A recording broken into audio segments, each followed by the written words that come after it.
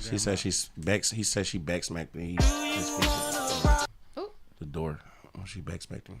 He said some slick shit. Grandma wasn't having it. My uncle set a room on fire. My grandma threw him down the steps. Is this soundboard not working? Hey. It's not on. The mics do sound a little like not picking up right away. Let me see. Yo. Says the guy that wasn't going talking to his mic. Do you wanna rock with Sammy? It's your favorite song. Come on and slide with button. Sammy.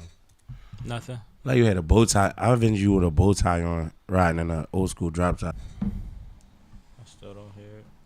You should call the show Chugging with Sammy, because you don't be sipping, you be chugging. It's not true. Try it again. Nothing. There's nothing even coming through. On here is doing something.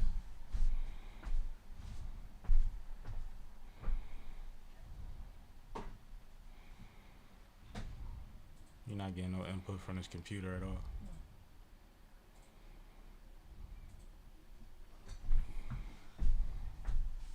And everything is plugged in? Yeah. You have to unplug it and plug it back. You gotta do the thing again.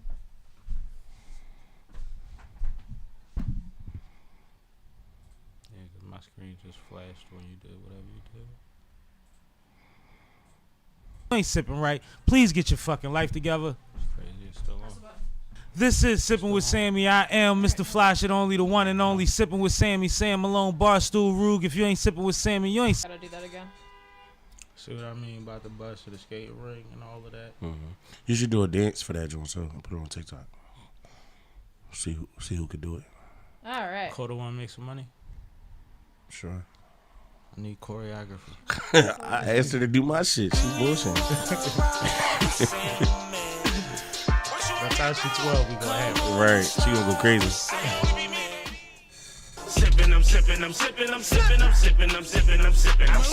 This is Sipping with Sammy. I am Mr. Flash, it only the one and only Sipping with Sammy. Sam Malone, Barstool Rug. If you ain't sipping with Sammy, you ain't sipping right. Please get your fucking life together. Damn, Sammy, you done fucked up. Thanks, Sammy.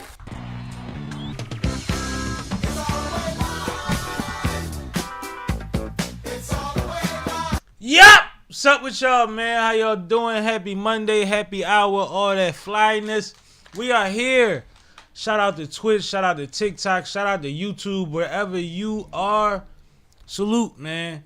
Please share, like, comment, subscribe, hop in the chat, give us some feedback. We appreciate that. You know what I mean? You people have been awesome thus far. We want to keep up the momentum and keep getting bigger and bigger. Yeah, I said it. Yeah, I said it. Yeah, I said it. And today I got my man CCASH with me, man. Oh, okay. Yeah, AKA the Pause Police. The Pause Police. The Pods Police? Pause Pause. Police. Oh, that's the No Diddy Police? Pause Yeah. Police. I mean, And on the other side, we have Kay from Fine Productions. Hey! With a Maxi hoodie on. You all ready? I see you repping. I can finally take my 76ers gear out the closet. Oh, man, you feel better after last week. Yeah, huh? we ain't in last place anymore. Huh. I heard that. I'm with you. I saw some good flashes in the last week from y'all. I ain't mad at it. But let's get right to it, man. Let's get into the weekend recap. I think this is important this week, so I don't want to. Before we do, though, I'm Yeah. trying to get TikTok situated, so I think you should stall for me. I think TikTok doesn't really need the weekend recap. I think they'll be fine. All right. We're gonna start with the cash.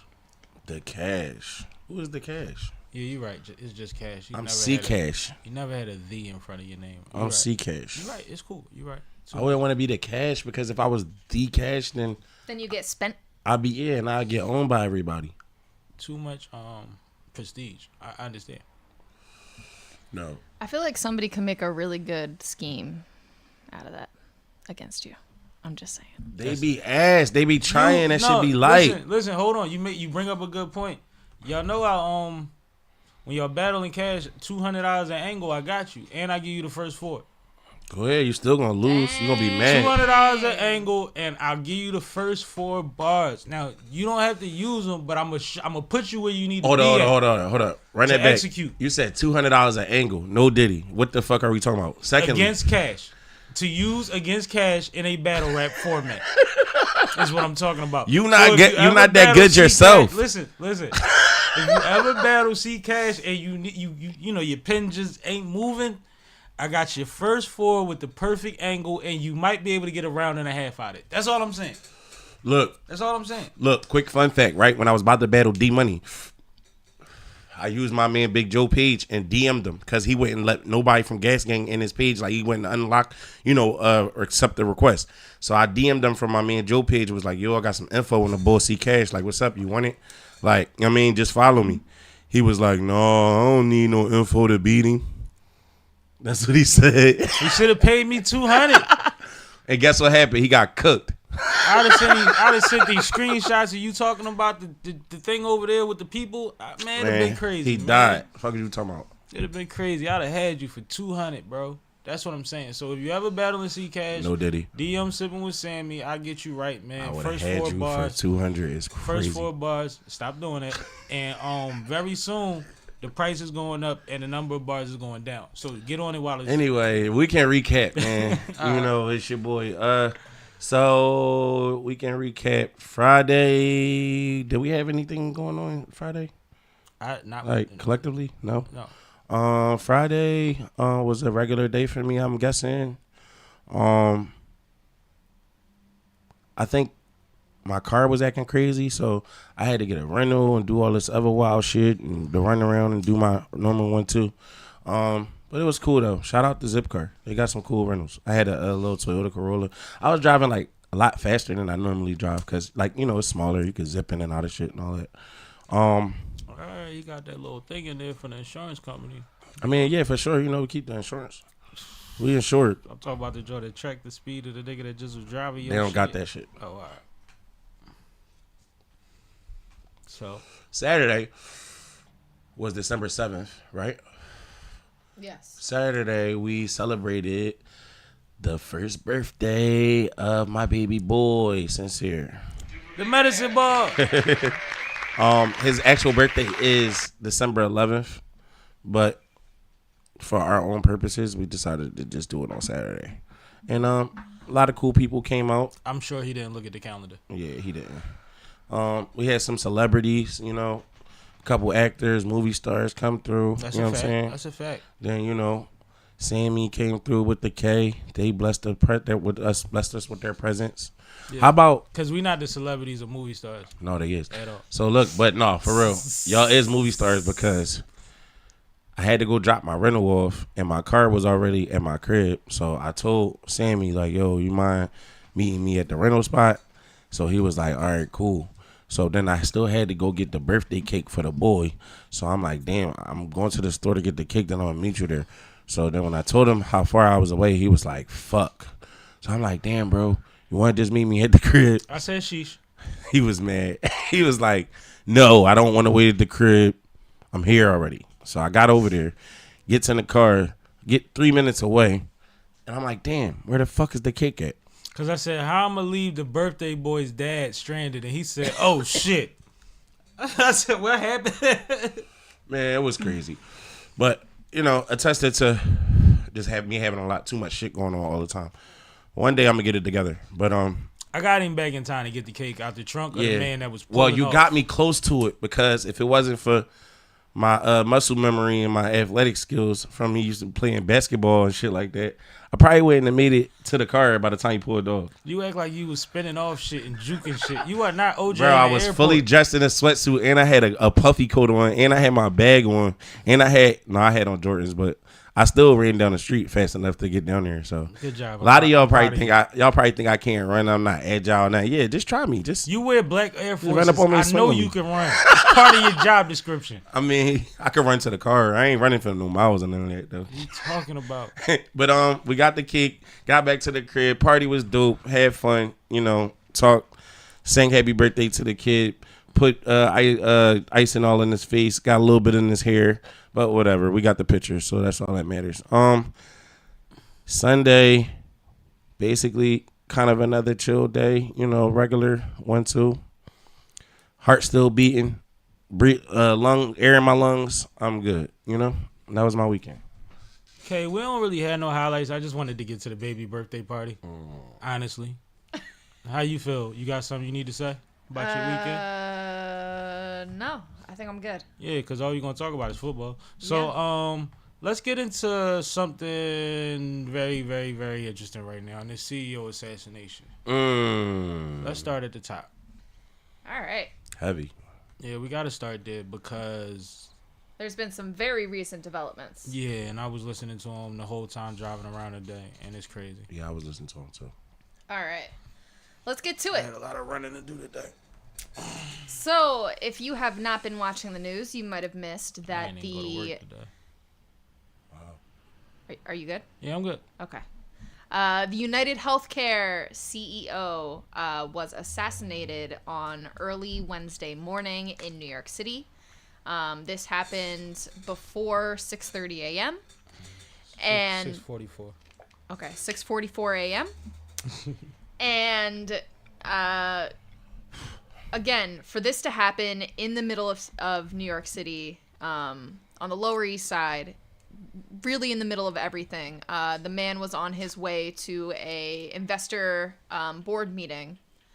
And he got out of the car outside of the hotel where the meeting was going to be held, and he was shot, I believe, 3 times. And I believe he got out to smoke a cigarette. If I'm not mistaken, it was in one of the reports. Okay. Mm-hmm. I'm not sure how the cigarette is relevant, but yes, he got out of the car outside of where the meeting was going to be held, and he got shot 3 times. And there's been quite a few interesting developments since the incident occurred. So at first, there was very little footage of the assassin. There was only camera angles where his face was being covered. He had gotten away on an electric bike that happened to be in the alley nearby where this occurred. So the immediate reports, it felt very sophisticated, very well planned, very well thought out. And for the first, 6 to 8 hours, we really weren't hearing much in terms of any sort of names. We weren't really seeing any full face photos, any of those things. They did find a full face photo because the guy stopped at a coffee shop and was... Now they're saying it was the hostel that he was flirting with the girl at. Okay. So there's Starbucks footage, but they're saying the picture came from him at the desk at the hostel flirting with the girl. That's the latest. I just wanted to be clear. Go ahead. So, I didn't want you to go down that hole. Go ahead.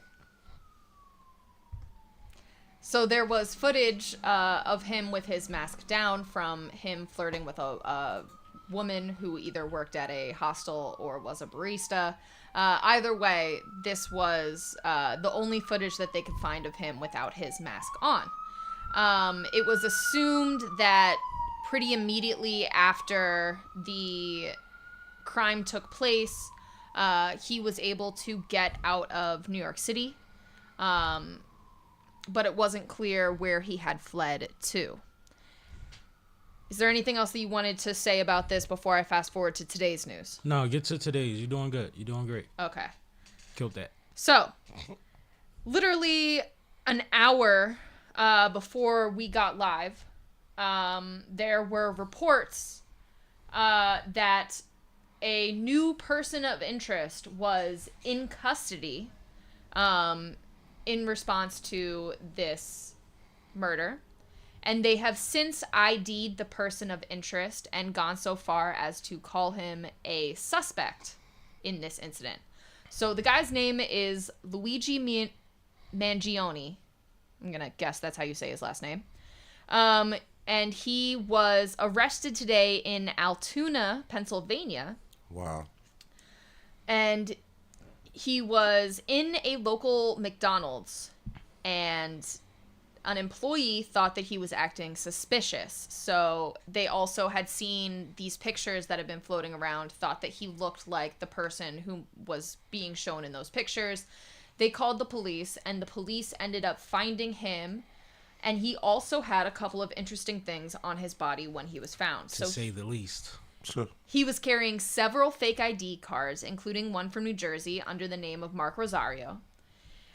He also had a gun on him at the time, and this gun was a ghost gun that was 3D printed.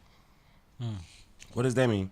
3D printed. 3D printed. You can use a 3D printer to print guns now, and that's how a lot of ghost guns are now coming into the same way they existence. print Yeezy slides and shit is the same way they make guns. Like literally a printer. That's not a new thing either. We'll dive into it later. Print metal and shit like. No, so you don't need metal to make a gun. That's the part that makes it more dangerous. Oh wow. Yeah. A lot of kids print ghost guns. No, I know because the ghosts be melting and all of that, right? I don't know about that, but a lot of kids get arrested for manufacturing or ordering parts of ghost guns. Mm-hmm. Yeah. Yeah. So, we're slowly starting to get some more information about the person they have in custody, Luigi. It turns out he is a graduate of the University of Pennsylvania. Did you see his picture? Yes, I did. Yes, I did. And before Penn, he graduated from the all-boys Gilman School in Baltimore, where he was a valedictorian. So this is somebody who is highly intelligent. Well versed like a motherfucker. He Yes. was in Baltimore. Comes He from an born and raised in affluent Maryland. background. Yeah, and then he went to school at UPenn. Like that's Oh, crazy. he come from money.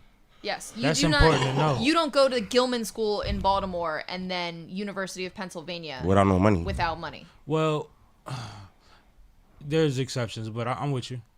Like, affluent is different than having money. Mm-hmm. Affluent is a different level, right? That's like money. Mm-hmm. So that's I just thought that was interesting because you did something highly illegal to somebody very high up, and you come from bread. Like, I'm interested to know motive. The motive, yeah. Well, so one of the other things that they found on his person was reports of some sort of manifesto. Now, they haven't released any of the details of what's in this manifesto, what its nature is, how long it is, but they are saying that it did provide connection between the murder and him, and kind of got into the thought process behind what his motive could be. So I'm sure that those details will probably come out later on tonight.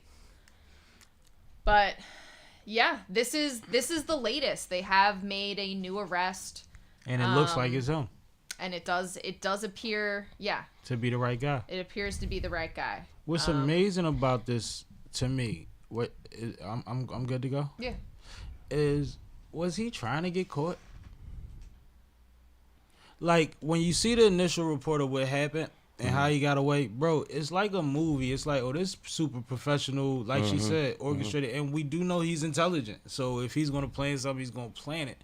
But like, you go in McDonald's with your face out? The electric scooter thing is like super calculated. Yeah, because he got off a train before he did the shooting. So that electric bike was somewhere Stashed.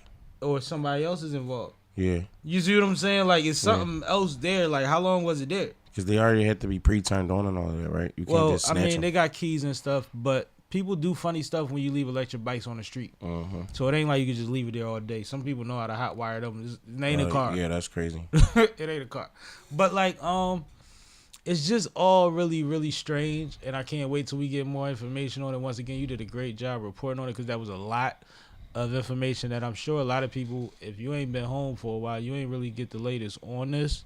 This is like 1-2 o'clock they was talking about. At around noon, they was saying that they had a person of interest and he had certain things on him and this, that, and the third, but they wouldn't say names and they wouldn't confirm him as a suspect. So it is him being confirmed. It is confirmed that he comes from a wealthy family, even by that public school, Gilman School standards. So affluent would be correct. Yeah, that's what I'm saying. Like, that's...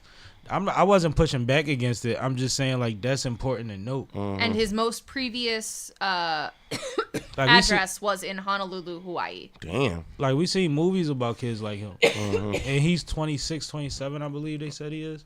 So when I say kids, I don't mean kids, but like everybody's a kid at one point. That come up like him and do something like above Horrendous. and beyond, like Wrong.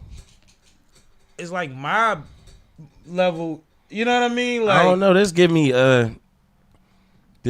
like plant shit. Well, so he's also the cousin of a Republican lawmaker. Wow.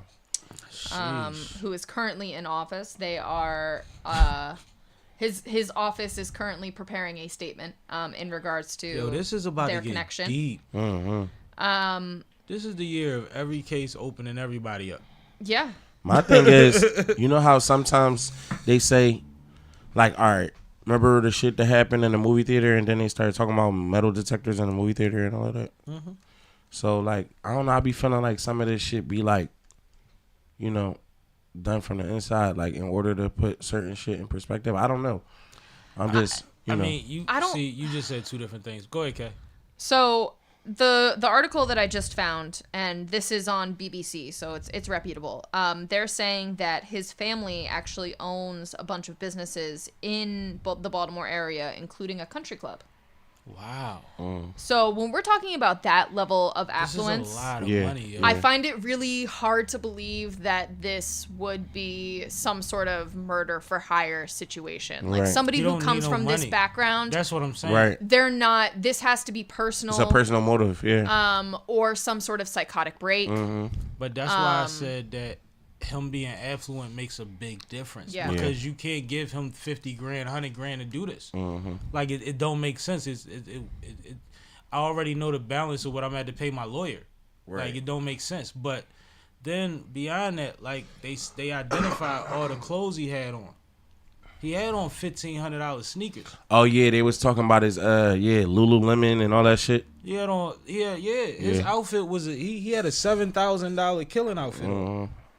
Like, that's crazy. Yeah. You see what I'm saying? So it's like we knew he had money, but then people was speculating that in the area he was in, that's the best way to blend in also. Is to have the punk chic look. Like, you know what I'm saying? Like, you downplayed it, but everything costs, and then you got the feet that everybody know. You know what I mean? And they was saying, well, that makes sense for that area. And I was like, all right, but the fact that he's affluent, and I don't want to just keep drilling on that, it just makes it so much stranger. Like, we got to hit a rest. Well, so I want to zoom out for a second as well, because this is also kind of pointing to some larger conversations that are being had now on the interweb. In response to this news story, a lot of folks posted memes or other commentary that was talking about insurance companies as a whole and how they are wronging American people, all types of procedures that are not being fully covered, that are either routine or emergency, life-saving. The AI system denying 90% of applicants. Yes. But, and see, that might have been his goal alone, just to get the conversation started. Like, you never know when people do stuff like this and it's not about money. Yeah. It's like martyr shit. Yeah. Literally is martyr shit. Well, and so I'm not saying that's what this is, but that's what it feels like. I bring this up to say, obviously, tons of people are now investigating this guy's social media and other like digital footprint. And his friends. One of the things that's found is he left a review on a book called Industrial Society and Its Future by Kaczynski. And this is more popularly known as the Unabomber Manifesto. So on this well-known manifesto, he wrote in review, "When all other forms of communication fail, violence is necessary to survive. You may not like his methods, but to see things from his perspective, it's not terrorism, it's war and revolution." And see, that's the problem that I have. Like, everybody should have a voice and an opinion. But when some people start to speak a certain way and just agree with people that done crazy things because they felt a certain kind of way before. Right. Yeah. Like, you can't identify with everybody all the time unless you identify with them. Mm-hmm. So if you start preaching things based on an emotion that you had at a time that wasn't that extreme and say, well, I get it because, you know, I got broke up with before and I thought about killing it. Like, no, you didn't go do the thing. Mm-hmm. You know what I mean? So it makes me weird and it makes it hard to listen to some people when they have certain arguments that's not based on the extremity of what this person did. Right. Now, if he felt, and it seems like in some ways he felt like him. Even by his comments, right? Mm-hmm. But that's an extreme personality. Right. That's not like, well, you know, we all go through times where, like, shit ain't hitting and you want to do something crazy. Like, But- no, it's not the same. Yeah, Here's the problem. Here's the problem. Yeah, it's not the same. We live in a digital age, and we are constantly seeing the extremes more often than we see the norm because of that digital age. Because of sensationalism. Right. Exactly. Mm-hmm. So things like this are going to increase in terms of, you know, we're going to see more assassination attempts. We're going to see more chaos in the world just because when you live in an extremist society in that way, where a sensationalized society, let me use that word, a sensationalized society, more sensational things are going to continue to occur. It's a self-feeding prophecy. What makes it even more dangerous is if you look at the psychology on people that are serial killers, people that are hitmen, people that do certain things that are that get a lot of attention. One, now you're going to get way more attention than you ever got before, but people already did these things to be known. They would do it in secret, but at some point they want the people to know that's my work. Mm-hmm. Some of them take themselves out, leave a note. Some of them, you know what I mean, do something and slip up or whatever have you. But like, they want the world to know. So now, like we talking about this sensationalized society and everything being on times a million, you are going to see more of these things because they're going to have a bigger impact. This is something that was political that he did. Yeah. You see what I'm saying? This does scream politics. This is something that you know is not going. It's international news for the next 4 weeks, and then it'll be back in 2 months because there will be new developments and dates set and all of that. You know what I mean? Like, this is something that you know is going to. It's everywhere. It's only this and Jay-Z right now. Well, and something that's interesting that's coming out of this is a lot of companies are moving. Yes, I was going to say reviewing their policies in terms of how much they provide of their CEO's information. Yeah, they taking their pictures and shit off the pages. Yeah. You know how they be having chairman and all of that, or the joint all proud. Oh no, they snatched that whole page down. Yeah, for sure. Oh no, we ain't doing that. Yeah. We ain't doing that. But the crazy thing is, if he come from money, he didn't need that page. That's another thing. If he come from the system, he knows exactly who that man is. He didn't have to go to their page to find him. He's seen him speak before on YouTube. That's or not something. necessarily true. He's but probably seen something from that man before. No, but I think as somebody who also works in a position where sometimes I can get vilified due to my professional role, like that's just it's scary as hell. Like that this is the way that society is moving, that, you know, we're taking things to this extreme, and, you know, it's difficult, right? Because you always want to talk about taking down the system, and the system is made up of individual actors, and at some point you target the individual actors to break down the system. But it doesn't affect the system directly because the system continues on. The actor gets replaced. Right. But my point is not on that note. My point is that the millionaires know more of who the billionaires are than the broke people do. The broke people know the popular billionaires, right? When you come from money, you done been in rooms with these other million and billionaires, or the direction that you're looking to. It's like looking up at the guy that owns the barbershop. But once you own a fleet of barbershops, you're not looking at barbershop niggas no more. You know what I'm saying? I want a grocery store. I want a car lot. Like, so now you looking at who's doing that. Levels. And that's what I was saying. I wasn't trying to say that it's decent to target, or that it's, you know, I can understand that. Like, no, what I'm saying is, like, when you come from the kind of money that you saying that he has, his pop probably no homie, or his uncle. No. You don't think so? No, not at all. All right. I have no reason to believe that. But I think he was. It's not like aware all of it. rich people hang out in a club. Like, And I don't think that. But I think he was Nah, aware but of rich exactly people- who this man was. Rich people connect. Because this is a cause he cares about. Rich people I mean, is yes, like a he spider knows web. he knows who this person is, but I think that he knows who this person is because of their role, But do not you think because that he knows them personally. Most No, rich but people. what I'm saying is he didn't get his knowledge from the webpage. I think he did. You think so? Yes, I feel like most. I absolutely think he did. I don't think so. I feel like most rich people more so predominantly know rich people. Like 95% of the people they know going to be rich people. They're not going to just be around no broke Yeah, people. but they're not gonna know a random rich person. Like, he did not grow up in New York City. He didn't grow up with this person's kids. Like, this guy is based in a completely different area. There's no geographical proximity that would put these two in the same room. But It he can't was be there- no type of spider web that connect them. I'm talking about his cause though. He was there to speak on behalf of something specific.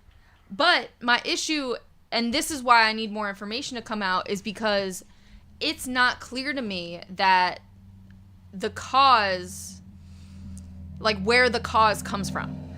According to what they've released about his manifesto, which they are saying now is 3 pages, they found 3 pages, and they're not necessarily saying that they are all connected, but that they have themes that are against large corporations. They aren't even saying necessarily insurance companies. You know what's crazy? If that's what it is, Trump winning might have made him snap. Yeah. Am I reaching? No. It's politics. Because the shift is going to come, right? And it's like, if that's something that you're disgusted by or that you feel strongly about, that, like, you know it's coming again. Like, you, and if you are somebody in a position to know where the dollars and cents really be at, you gonna take that personal and say, I got to do something now if you're at that point. But That's crazy. here's the issue with that theory. That's crazy. And again, we need more information to come out. But All this is fresh. he comes from a Republican family. Right. Yeah, but all Republicans don't agree at this point. They just can't publicly say anything. And the thing is, and we talk about it all the time, there's always that generation in their 20s and 18 to college age and 20 and to 30 that don't feel the same way, but they still bang the flag. Yeah, that's Like, true. it's the same thing happening in gangs where these kids come up on these sets, but they're friends with them other sets now. Like, they not looking at it the same. So certain things don't make sense. When you start talking about women's rights and we're talking about the healthcare system that is directly related to that, that generation don't feel the same way they grandpa do. At all. And I don't care about getting cut off from the trust fund. I'm about to throw it all away and ruin the name. Yeah, I've seen movies and shit like that. I understand exactly what you're saying. And like, this really happens because we're at the information age where a lot of kids are finding out that their parents and grandparents and great grandparents got that money from shit that they ain't proud of. The same way we It's come too up. much information now. Well, but that's another reason why this is interesting. Like, instead of going after... Now, you know, United Healthcare is a different situation because I'm pretty sure it's a publicly traded company, so the owners are stockholders.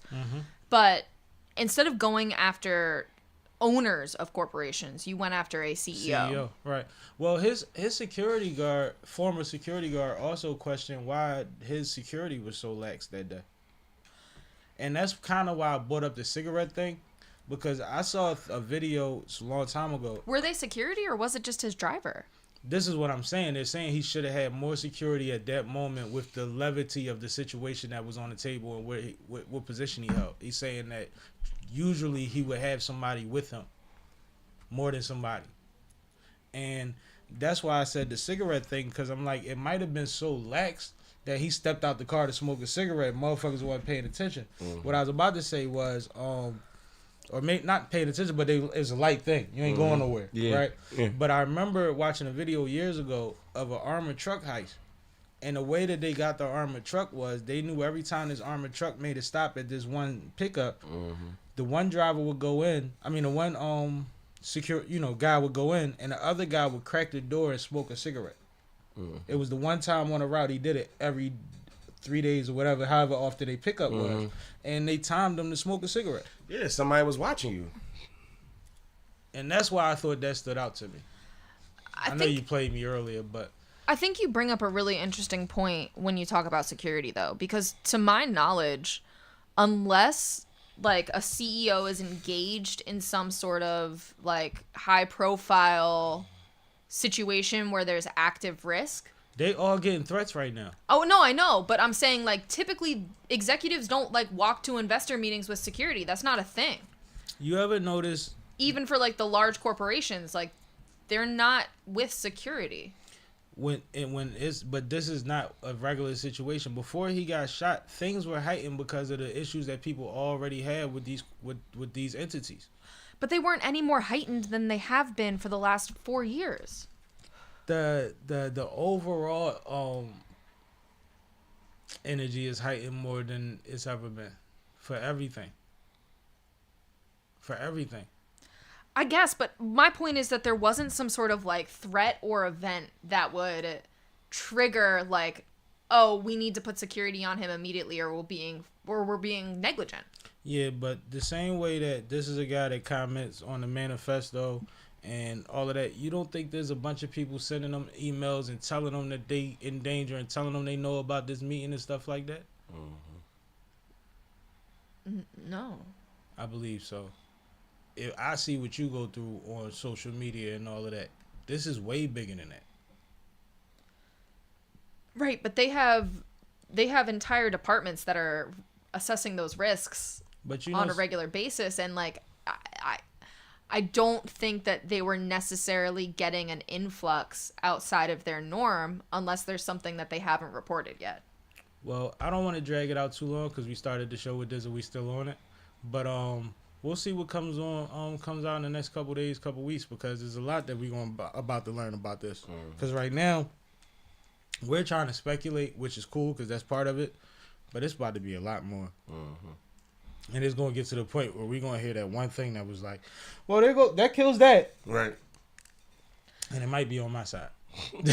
So CNBC is reporting that Thompson had known threats against him. But they also said that threats against corporations have been rising for years, fueled in part by the echo chamber of social media, blah, blah, blah, exactly. and polarized political environment. Both of those is my point. Yes. So I get it, but where does that line get drawn is my question. Well, and see, that's the thing, because you're thinking about it personally, it's never safe. It's never safe. I don't like some of the stuff you got to deal with. Yeah.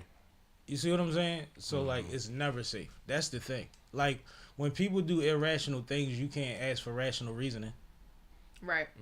Where's the line get drawn? When that person snapped, the line got snapped. That's what snapped, the line. The line split, obliterated. They jumped over the shit, basically. That line is fractured. You ever untwirl the wire? Yeah. That's what happens. And that's what it's about. It's about protecting yourself from the irrational. Yeah. Charlamagne say it all the time, man. We walk around this world every day trying to protect ourselves from somebody else's crazy, and we don't even like acknowledge it. Yeah. It's a thing. But let's get into something decent. We had to get there first, though. Get the elephant out the way. Yeah, because it is what's going on right now. And even by the end of this, it'll be new info. And if we get a brand new update that's decent enough to update y'all on, we got y'all. Where you want to go? You want to go sports? You want to relax a little bit? Yeah. I think, being as though we were just talking about sensationalism, we could talk about that guy with the McDonald's card thing. Yeah, let's talk about that. Put me on. I don't know. Okay, so Amigo Chino has been. What the hell? And he's a streamer too. Yes. So This nigga got the right best up our name alley. in the world. Yes. Amigo Yeah. Chino has been blowing up the social made media that name up. airwaves Alright. in the last he couple of fucked weeks. that up. You don't like that because That's you a made good your name name. too. It is. No, that's a good name. It's catchy as I shit. didn't make my name. I mean, yeah, but you did. So, what happened was I he didn't make my name. All right. he went on to TikTok, I believe, and basically was saying that he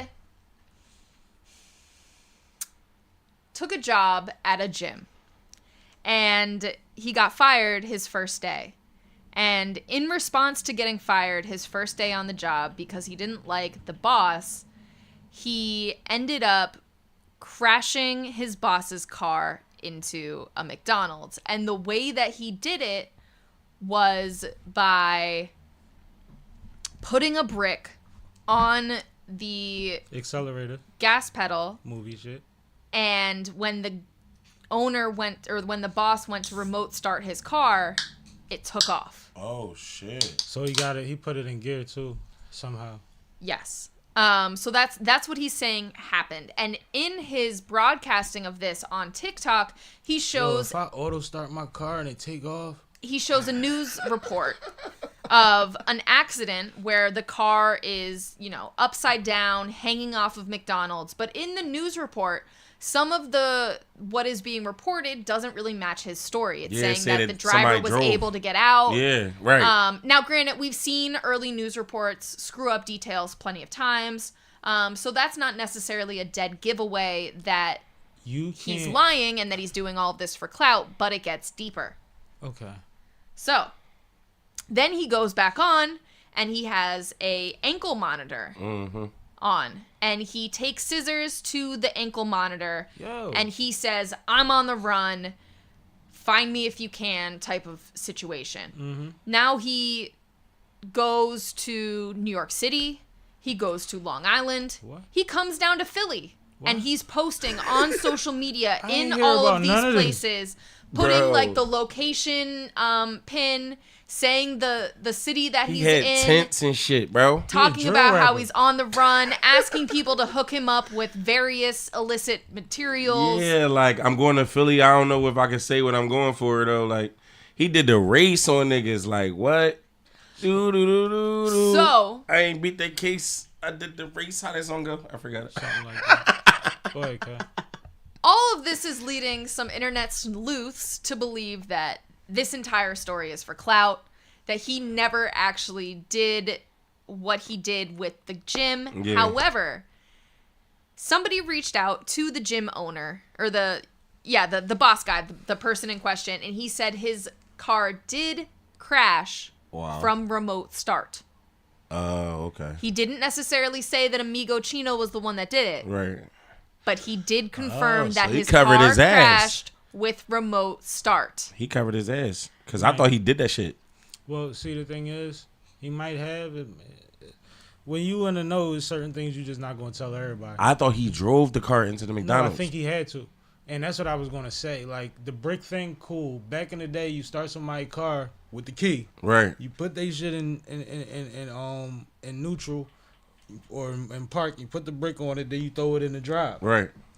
You can't shift into drive without my key being in, right? So even if I remote start it, I have to be close enough to it so that the car feels like my key is the car. Yeah, yeah. You see what I'm saying? You got to be like right outside the joint. So for you to shift it, you would have had to be in the car when I hit it.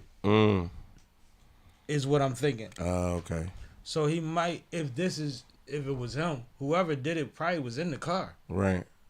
Because don't no cars work like that. I had auto start on a lot of cars. It's just an alarm. That's crazy. It's not like nothing crazy. You know what I mean? Right, like they don't operate that way.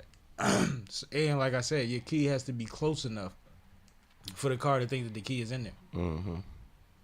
So yeah, I don't know. This is a crazy story. He on some YBC He's on some shit. He is on some shit patch. Yeah. I can't do this type of shit just for. I mean, he did just post a video 9 hours ago that the caption is "Why I Ruined My Life for Clout." So maybe it's true. Is he getting views? I feel like what's his numbers like? He now has 608.2 thousand followers and 8 million likes on TikTok. The thing is, like, if the story is true, once you made that move to crash your employer's car, your employer has all of your information, and if you're on papers, it's already over. Yeah. Like, and you know, people usually do it for something more than this, but there's a lot of people that's like, some shit they try to get out of. I'm out, and they go ahead and catch me if they can. I'm gingerbread. Gingerbread, for sure. Gingerbread. But this might have been like overreaction. Like, he might be really scared to go back. You overdid it, Holmes. You overdid it. You might have. You in a danger zone. You might have got a few months in a fine for this, bro. You might have had to pay for damages or something. He might have to really do the race now, though. Yeah, like now you done did too much. You done cut the joint off. You done ran around. You done taunted us. What was he trying to do in Philly is what I don't understand. Well, it depends. Hey, yo, you know, somebody told me, I'm going to keep the person confidential, but somebody told me that the police districts have social media units. Yeah. Yes. Why wouldn't they? Why wouldn't they? They sit around and watch Yes. Why what you wouldn't goofy ass niggas do So on does Instagram. LNI. Why wouldn't they? All that shit all day, and they sit and take reports Yes. to that shit. Yes. So I thought that was a well-known fact. That's why they talk LNI about was that just unit. running down on everybody a couple years ago. I ain't know that. Motherfuckers was posted too much. I didn't know that. Yeah, they Yeah. talk about that unit. It's crazy. It's just like the hip hop police. If I know that it's lit over here, and I can figure out a bunch of crimes over here, then we gonna create a division for it. That's what they do. What Wayne say? I hope you know the feds got Instagram. They liking every photo that you take, nigga. It's a fact. That's crazy though. No, it's a fact. That's why I be like, why do motherfuckers, like, what do you expect to get out of that in 2024? It been over. It been over. Even if you look at this situation we started with, man, there's so many cameras that done touched homie. It just be too much shit going on. Like, people just be doing too much to get attention and get views. It's like, motherfucker will fucking hang theyself if it'll go 1 million views. Like, and try to get out of it. Like, you see people exploit their kids all the time on social media. They ain't even want to take this picture, but I made them take, like, yo, you just made them 3,000 people look at a kid that didn't want 20 people to see them today. they didn't. You didn't know if they wanted that or not. Yeah. No, you knew they didn't. You said you fought them to take the damn picture because you wanted to have a picture on the same day as the rest of your timeline. Mm-hmm. Like, come on, man, get your life together. No, I made that a You point. ever been an insecure kid before? You know what I don't like? Damn. People put their kids on social media fresh out of the womb, bro. That shit be the weirdest shit I ever seen, bro. I be like, no, like, we ain't post none of our kids until they was like at least like 6 months or some shit. I think you know what I'm saying? I think that's an individual decision. I think it's about how you do things. Some people don't have, like, there's a lot of reasons why people. It depends on how you carry it with your social media pages and I know shit. a lot of women say, I'm not showing my baby as a newborn until they get out of that weird phase. Yeah, until they grow into their features in some way. You know what I'm saying? But, like, a lot of people don't care about that. They like, this how he came out. And I can't be mad at that either. Like, Yeah, you're I going to gotta see be it honest. in 3 months. I don't think I would care. Yeah, it don't. I mean, and then the thing is, if somebody else posted it, I wouldn't be tripping. This is the thing. You gotta. You know when I'm understand. scared? I'm scared when she's 12 and you can identify her for real. No, but Right. This the thing is, what people don't understand is what you doing is putting your child out there and yourself out there for negative scrutiny. Because if it's only in the household or in the family members that come through to But, see your baby and all that shit, but- they can't do or say nothing But like that. everybody's You know what I'm saying? timeline isn't the same. You could probably Yeah. have the ugliest baby in the world. Just your fucking network is going to say, "Oh my god," Yeah. and they going to support you, and you going to be good. And Mm-hmm. then in 5 months, they going to say, "Yo, I'm so glad he grew into them ears." Because when you first posted it, I was like, "Uh-oh," and we gonna laugh about it. I don't know if nobody actually say that to People nobody say about that their shit kid. depends on your relationship or your personality. Yeah, Like, yeah. you gotta realize, I come from a family where everybody grinds each other up. Okay, true or false? Facts. It's a shooting gallery around my family. But when I was born and I was in the nursery and my aunt was outside the nursery, she was like, "Look at that little funny looking baby." And the Kay mom, said that shit. She said facts like she don't like that shit. Like she and the go mom around started niggas. crying. The mom right next to it. Like, my family crazy, bro. Like she go around motherfuckers and be like, hi, how you doing? I don't want to say nothing else. Get away from me. They don't shoot at K. No, it ain't like They that. don't for shoot me. at K, but she'll literally see my mom going through it with one of her best friend's husband, and they grinding each other up. I was about to say, it's usually Linda that gets shot at. Yeah, Like, then it's my dad terrible. will walk in and start talking shit to somebody. It's like, them It's out of love, motherfuckers though. is 70 years old and they Yeah, tripping. and they've been doing that shit all their life. Yep. They tripping. Yep. My Uncle Carl said something, and my mom said, "You know that's why I don't like you." And I'm just like, "Yeah, y'all go again." It just be like, that's what they do. But shout out to Amigo Chino, man. I hope you stay free, man. Don't be in Philly. Don't be in Philly in the wrong place at the wrong That's what time. I'm Shit saying, get like- nasty over here. Go somewhere else. Real shit. You Philly- are trying to get views. You gonna end up getting a lot of views. Fucking around. Right. Seriously. You gonna be somewhere crouched down with a silver thing wrapped around you talking about this keeps me warm. No. Yep. Shit. Wrong spot. Let's get into some sports news. I seen it happen to a streamer. Yo, did you look into this? Yes. I'm going to read some... I'm sure Cash don't know nothing about this. I'm going to read some stats for y'all. I know everything about it. You want me to introduce it? If you want. All right, come on. So, Juan Soto, I don't know. Oh, okay. Because there was a few points you could have started at. Like, All right. I didn't know. I don't know shit about it. So, fuck you. Juan Soto just signed a new deal with the New York Mets.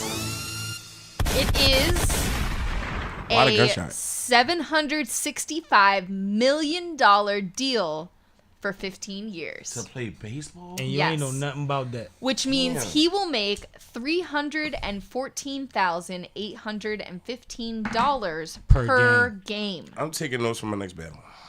He would get 671,000 every extra base hit that he gets if his numbers stay about the same. He will get 46,000 every time he swings the bat, even if he misses, Shit. if his numbers stay the same. What do you guys think about this crazy new deal? The thing that's crazy about it is he left the Yankees and went to the Mets for it, right? Yes. And the Yankees was offering him about, what, $5 million less Something for like an that. extra year. And it seems like apples and oranges, peanuts, you know what I mean? Like maybe you don't even go through your whole deal at this point. But this is record breaking. He's the highest paid athlete ever Mm-hmm. I'm about to In train my America. son to play baseball. in America. I'm so mind baffled that. But I like all those variables because the thing is, when these deals is that big, you heard how after everything you said he's going to get a bunch of money for it, you said if his play stays the same. Right. Yeah, that's the thing. That's the thing. There's a bag and then there's a burden. But go ahead. I was just going to say I'm mind boggled that baseball still makes that much money that you can pay players this much. Well, they don't have the same CBA, and that it depends on the market. Is huge on the market. Like the Yankees, the last person that got a huge deal was the nigga from the Dodgers. And where was they at this year? At the parade. No, but my point is, if baseball brings in this much money, and we know NFL brings in a ton of money, You know that's been my argument. there's no reason Yo, to we gotta tell start me teaching our kids to play that baseball. the league minimum in the WNBA should be $70,000. Or that the highest paid Or the player rookies in should the be league is only $70,000. making a few Man, fuck hundred- all Like, that. that's If he could get crazy. 15 million or however many million, shit. If that's the $765 point, million. if that's the point, then shit, shame nobody be on the street, bro. No, They're but homeless. you missing. I mean, that's decent, but that's not his responsibility. But you missing the point that she's making. Like It should be Bro. allocated to all of the leagues. You saying? these other leagues are fucking plantations, bro. Mm-hmm. Kanye had a song, "I'm on a slave ship." You remember that joint? Ben. Yeah. That's Come what on, I'm bro, saying. You fucked it up. Because No, I get what you're saying. That's really exactly what I'm saying. tapping in with Ye like that. But that's what's going on, and it's been exploited. And it's crazy because we see players all the time in the NBA and the NFL structure their deal around whoever is relative to them in the sport and what they got, and saying, well, I need at least $1 more, or I need at least $10 less, or whatever have you, when they're all jockeying for some shit that they should be getting more of anyway. So they wind up settling for shit or getting traded, walking away, whatever have you. And it's like, because the money is there. It's there. It's fucking there. It's the same thing with the healthcare thing. They cleared $20 billion. They trying to clear 40. Right. Oh These my network God. deals, and you know what? This is a perfect example. Remember when we started talking about the increase in NBA contracts and who was getting $200 million and all of that? Remember I said, when you look at how much more they're getting from these networks, it's not even 10% increase for the fucking players. So I get it. So they on baby type time. Yeah. And the Google just told me that To the Google. both NFL and the NBA bring in more revenue Then baseball? than baseball. Yeah. Damn. in But the that's why I said in baseball it's based on market because there's a lot of clubs and teams that don't make no money. So you could look at somebody like the Yankees that has everything. They got a network. They got all of these things.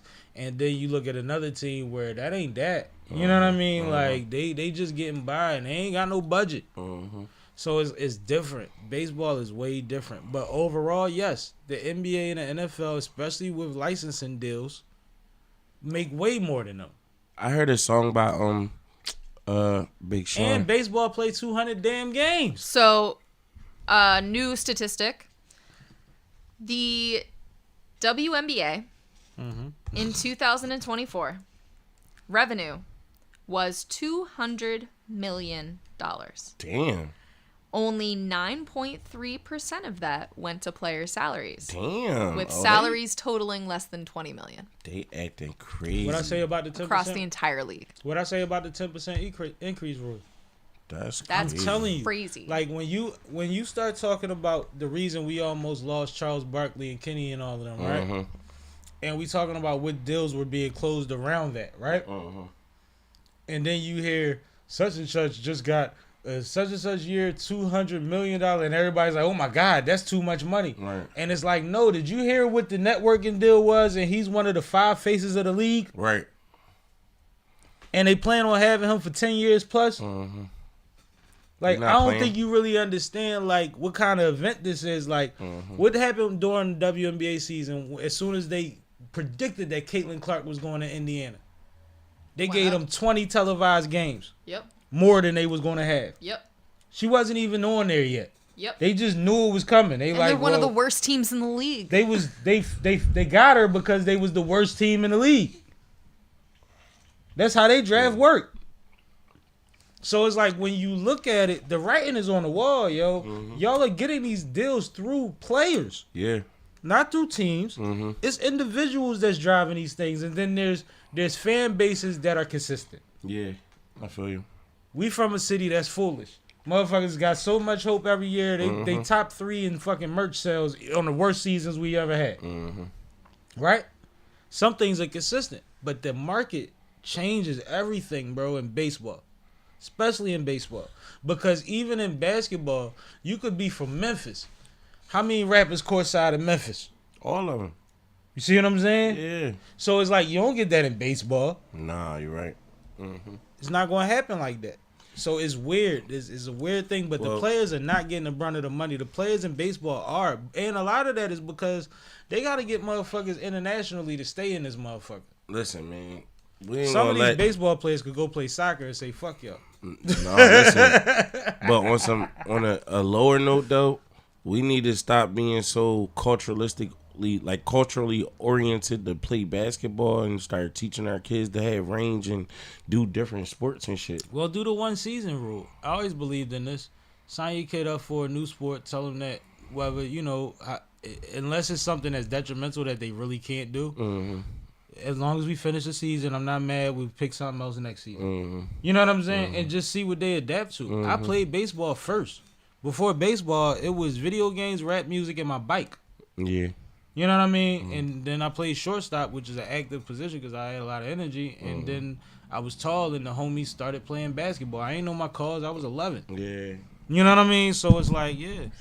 You just got to start somewhere. Yeah. But my parents always had me in something. It just wasn't always athletic that they was focused on. But if you got a child that you want to make an athlete, let them try everything. You can start soccer. I don't want to 2-3 make them nothing. I just want them to see No, I what said they let want them to do. try. Yeah. I said let them try. Yeah. You could put them in soccer 2-3 years old, man. It's crazy. Yeah. They won't get tore up. Tore up coming around 8-9 years old. Okay, what you think? But the Juan Soto deal is phenomenal. It is. Shout out to him. And the crazy thing is, Definitely you making a got bar out of it.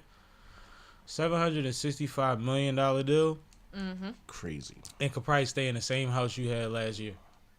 Because you Right. ain't went nowhere. Right. Like, you might want to knock it down and build a whole palace on top of it. But you don't have to do nothing. You can send so much money home.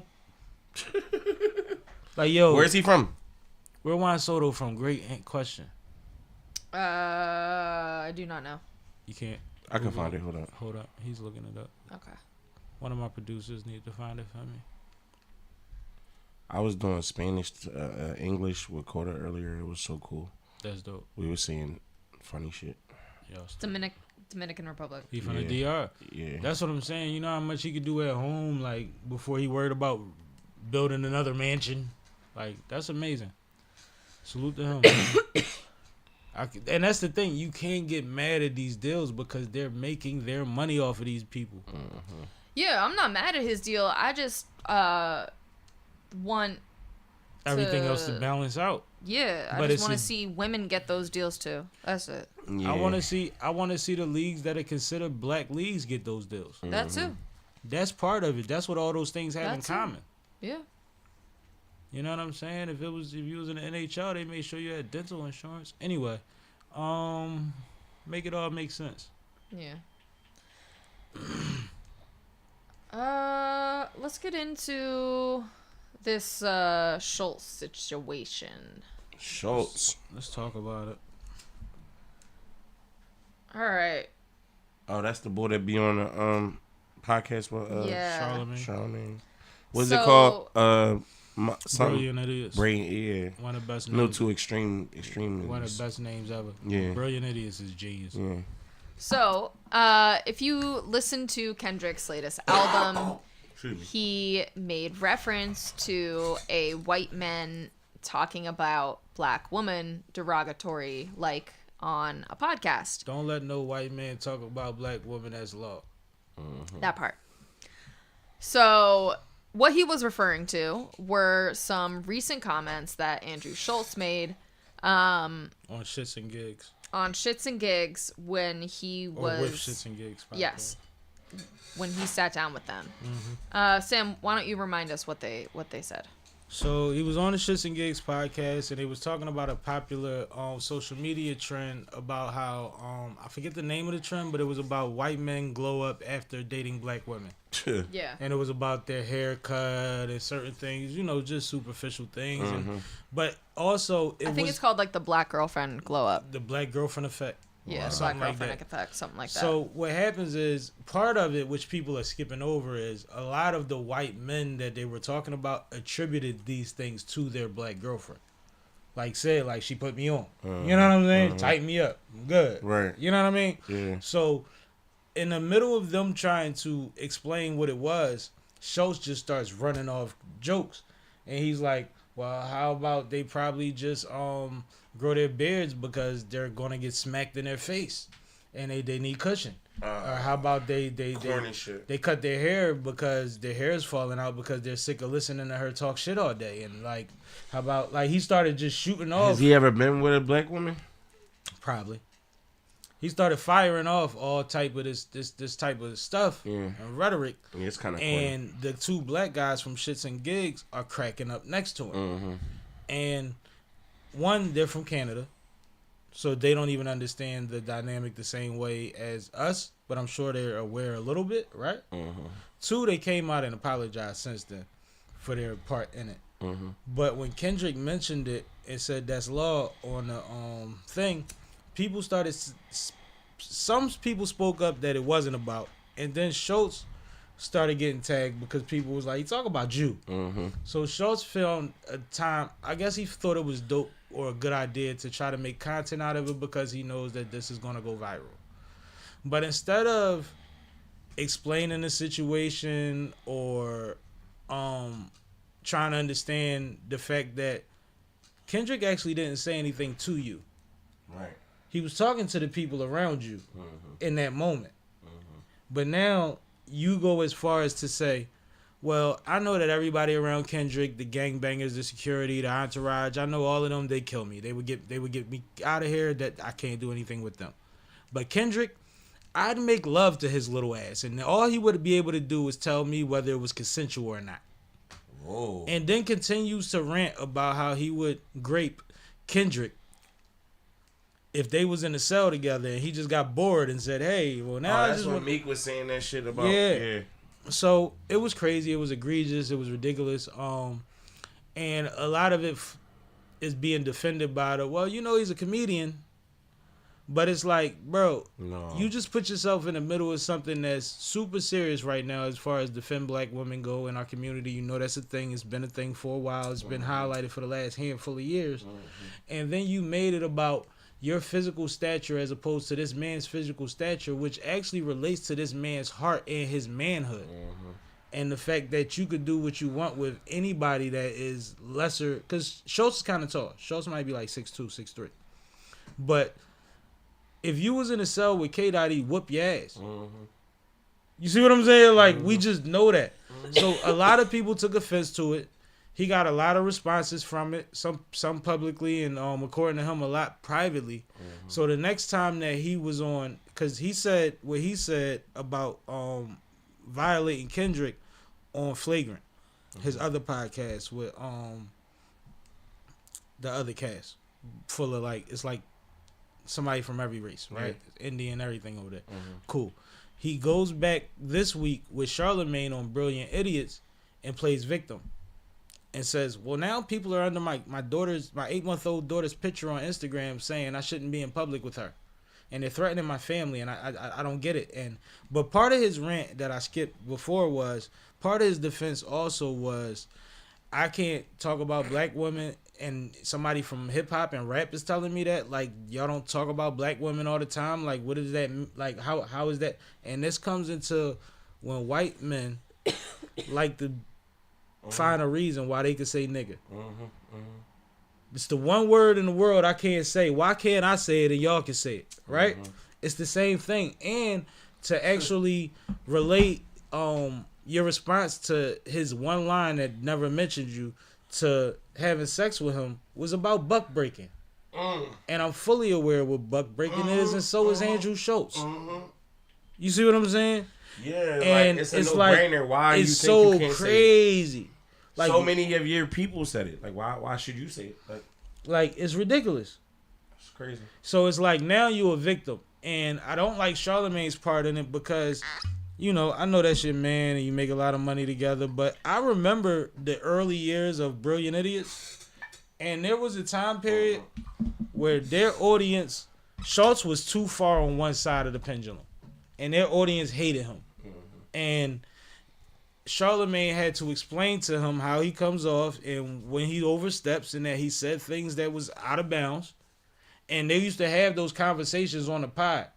Now I think it's to the point where Schultz is so big as a comedian now because he sold out the Garden two nights in a row, which is not easy to do as a comedian, right? Especially a comedian that's not really considered a mainstream comedian. Right. So I think now Charlemagne might have a conversation with him behind the scenes if he does. But on screen, he's just leaning into the jokes with him. Yeah. He's trying to play neutral or trying to play Schultz without compromising his situation. Yeah, so now we just joke. So now I give you feedback or I add to when you say it's dangerous by giving examples of it because I also have been threatened. Right? But not address the fact in the room that Schultz, you still putting them long ass shoes across the line, bro. Fits. Like you crossing the line. And one thing I've heard a lot of people defending for is they try to treat Schultz like South Park. I hate when people do that. You know why cartoons are more egregious than movies and TV shows most of the time? Why? Because it's easier to see a fictional motherfucker do something than it is to see a human being do it or say it. There's a thin line of what you can get away with in cartoon form with the proper rating attached to it, as opposed to what you can say as a human. So the writers get away with it. It's creative license. You get it's like if you could be a man and write female romance novels and your name could be Cynthia Kane. It don't matter, right? But once it's a human object attached to it and it's you, you gotta hold that. Yeah, that's crazy. So you can make the cartoon. The cartoon can say the craziest shit in the world. You can't emulate that in real life and not expect the backlash. Nothing has physically happened to him yet. Thank God. Right. You know what I'm saying? Right. Because nobody wants him to be hurt. I want him to learn from the moment, if anything. Two, I'm not sure if it's affected his pockets, but I doubt it. Because the reason that he could be such a big comedian and not be quote unquote a mainstream comedian is because 85% of the population looks like him. Right. So we can't cancel him. He don't care what the fuck we care about. His podcast don't even move off of us. You see what I'm saying? And ultimately, the podcast is just a medium for him. It's not a necessity. Right. So even if he had to give one of them up, you know what I mean? It's like, all right, well, I'll just go on tour sooner. Like, it's different. But I just want him to learn from it. But I don't like it because... I don't like the fact that people can say anything about various groups of people or things that can strike people in a way of oppression, but they don't have to be held accountable for it. Well said. Because in the communities of the people that you're speaking of, in a general way, we actually have to do that.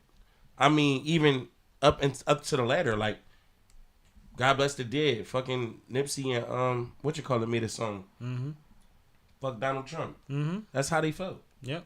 And they got all types of repercussions behind it too. Yep. You know what I'm saying? Yep. With the freedom of speech being in the Constitution and all of that. So it's still something that come back. How the fuck can you just say certain shit like that and say you're gonna do certain shit to a man? And like, if he was in anybody's jail with any type of BPs, butt pirates, whatever, he will be a casualty from the rip. What are you talking about?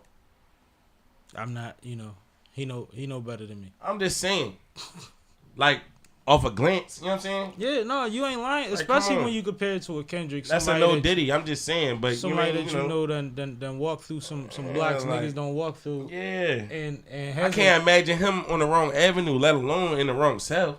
And we know Dot is on a strict regimen of training and all type of shit. Like, it's just a weird thing to say because a man is short. You can't say that about no man's stature. I can't say that fat nigga necessarily ain't got hands because he supposed to be big and slow. He might mix the fuck out me or get that one good one and it don't matter. Like, it don't make sense to ever size somebody up like that. Yeah. Like, it's weird. Yeah.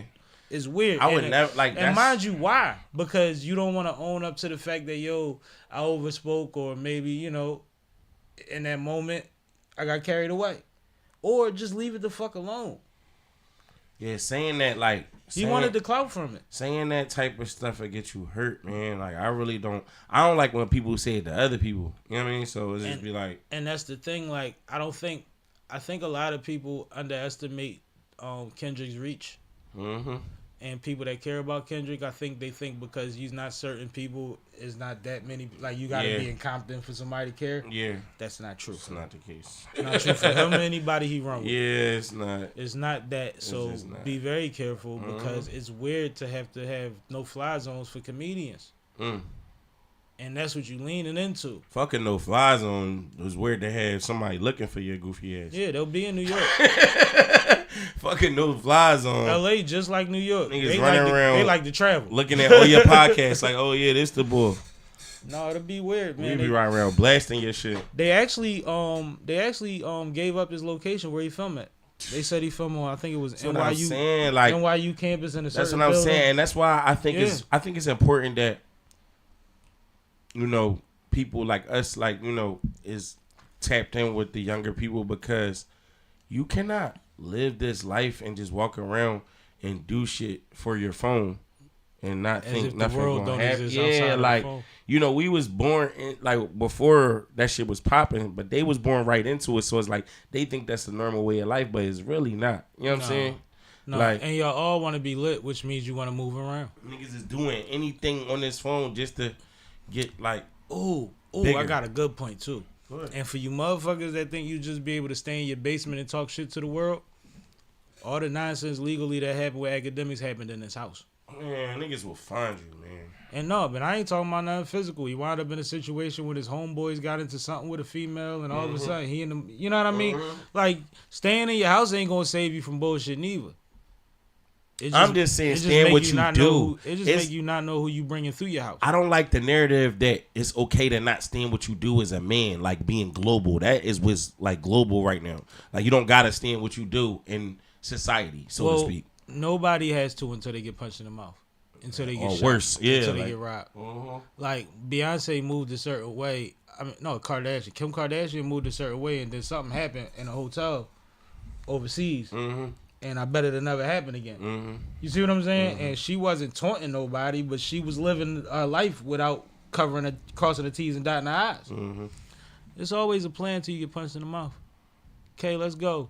But fuck Schultz, for the record.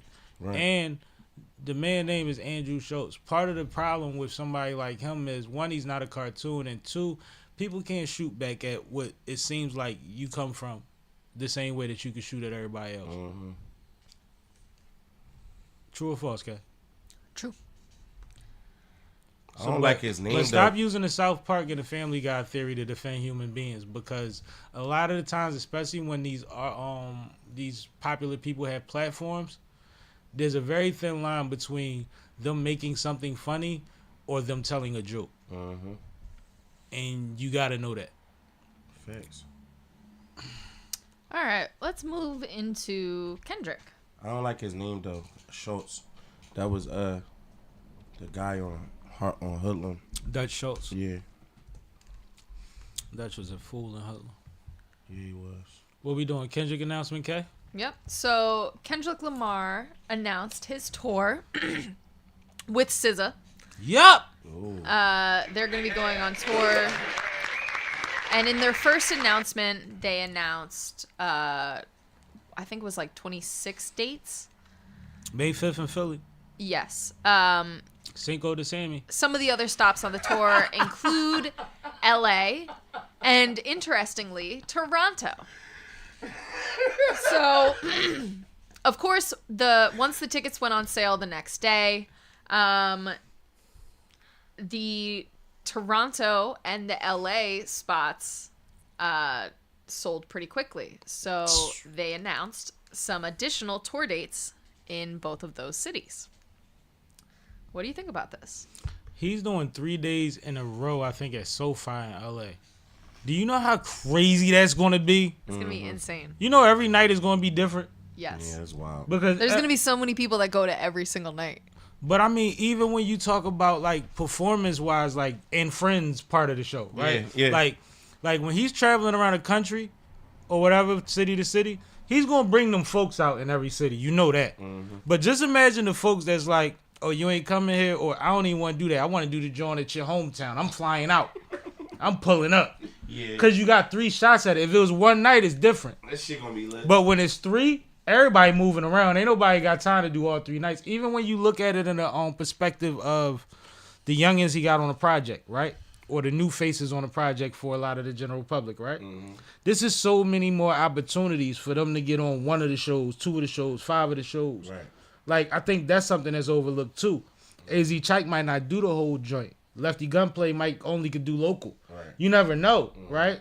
So it's like, when it gets to that point, it's like he's doing something that, one, has proven to be very strategic and very brilliant in a business sense.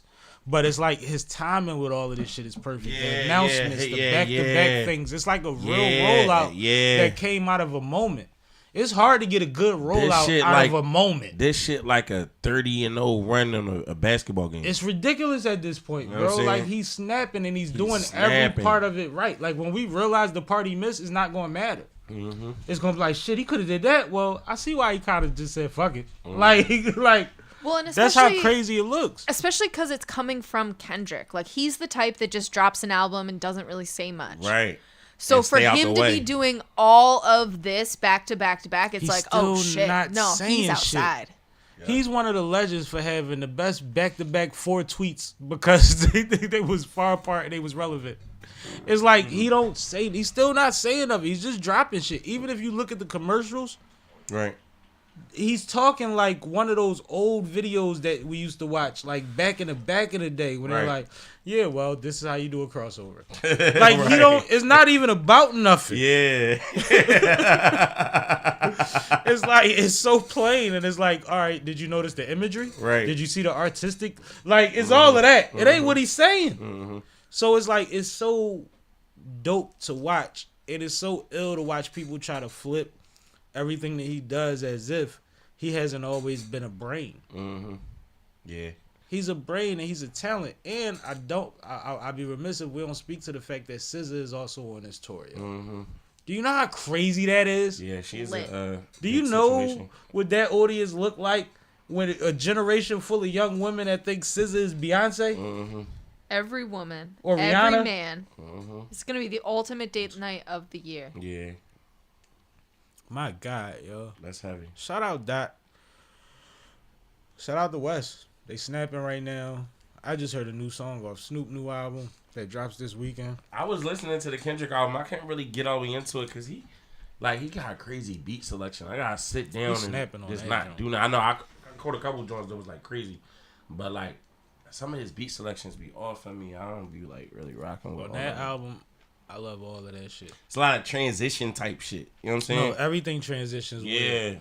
But once you Pay get- attention to the story. Yeah, I get it. It's It's like- different moods you gotta be in. yeah, he in his bag. Yeah. But no, I respect it. And I'm not here to defend it. I'm just saying like No, you I'm gotta just- salute in the art of war and in the history of this hip hop game. We've never seen anything like what this young man is doing right now. And for like we seen Snoop on the West Coast and when he had his moment, right?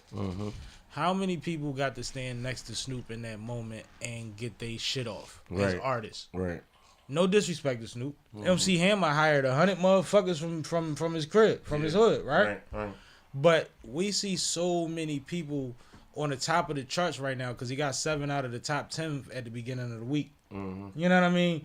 And his name's up there that, like, you know what they streaming numbers look like at the end of the year. You know what they show you your Spotify wrap up, your Apple wrap up. Right. You know what they spike look like? Crazy. Like, shit different.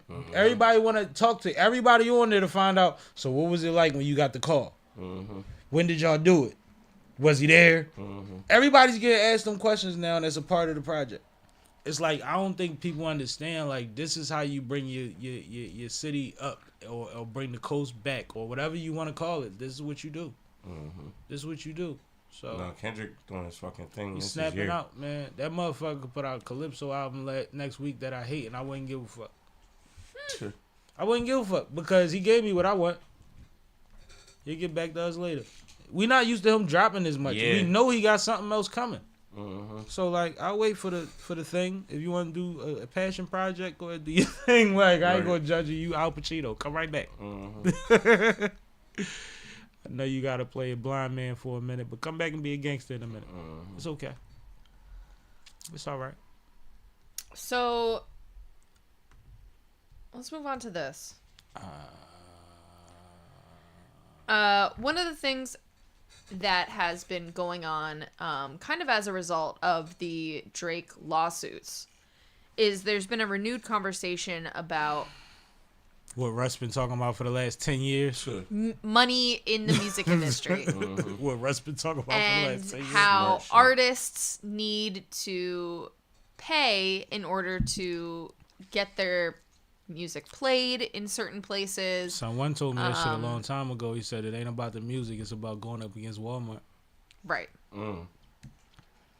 And someone on everything. Mm-hmm. But go ahead. I didn't know that this. Go ahead. I want to hear the rest of the story. That was it. So Russ brought this up. How does it pertain to Russ?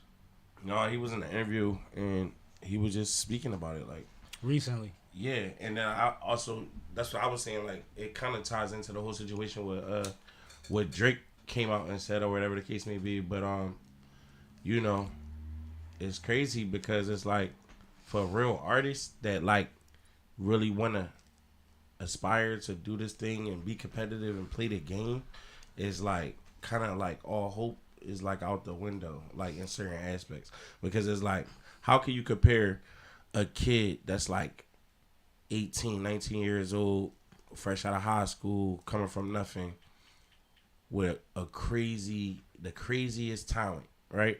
Mm-hmm. But no resources, no money, all he got is his phone. He'll get the deal first, but he wound up not getting nothing out of it and being in debt. Yeah, that's what I'm saying. You still get fucked over. You know what I'm saying? It's like we can't. It's the same shit you said. Like you said when they said that they was like whoever has the most money to fund the campaign Was gonna gonna win the win election. Election and The Trump same won the first shit. time. Yeah. Yeah, like yeah, the odds is completely stacked against you, and it's so fucked up that most of our youth think that they gonna just blow up and get out the hood off a rap deal when it's like that whole shit is a spider web, and you really gotta fight to be in a good position. So can I say something that's real? It's part of the reason that SippinWitSammie, Font Productions, K, whatever you want to call it, we fight so hard for the people that we know are talented. It's because maybe we could give you a couple notches up the ladder. Maybe we could put you in front of the right face. I can't put you in front of 1,000 people tonight, but I could have 50 of the right people tonight, or 200 of the right people tomorrow, and 5 of them might be right for you. You know what I'm saying? And that's why we do that, because you have to know somebody that works within the machine, and we know a lot of people that work within the machine, so now it's time to put the places and the spaces and the talent on the stage. Right. But it's not as easy as people think when everybody thinks you could do everything through the phone.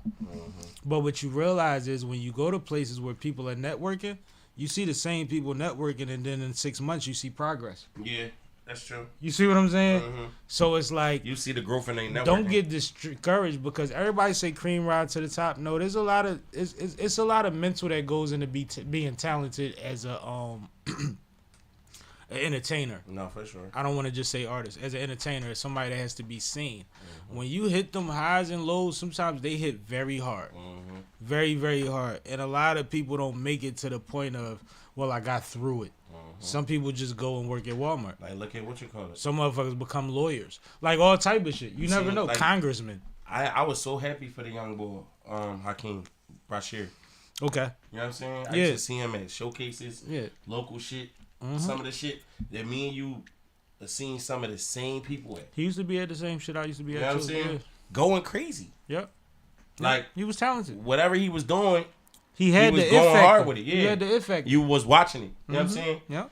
Like, let's see where he at now was just crazy. You know what I'm saying? But it's crazy because his parents were spotted recently somewhere, and somebody said something to them about him, and they was like, "Yeah, that's our son," and they had on full length furs. Wow. Yeah, they was draped out like the '80s.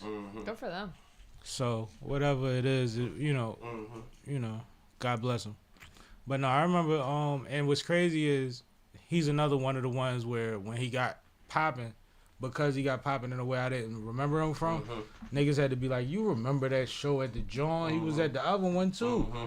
Remember the boy that was with the, you know what I mean? Like I was getting all of them, and I'm like, yo, y'all be paying so much attention to, like, I be zeroed in, like I need to talk to you, I need to talk to you. I gotta, what time I'm on stage? All right, after that, I need to, like, cause I'm really working towards getting out of there. Yeah, I know. You know me. You spearheaded when you be in them joints. You know me. I'm trying to get everything off the checklist, so when I do my Irish goodbye, I don't get in the car and be like, shit. Yeah, I ain't do such and such. You ready to move on? All right.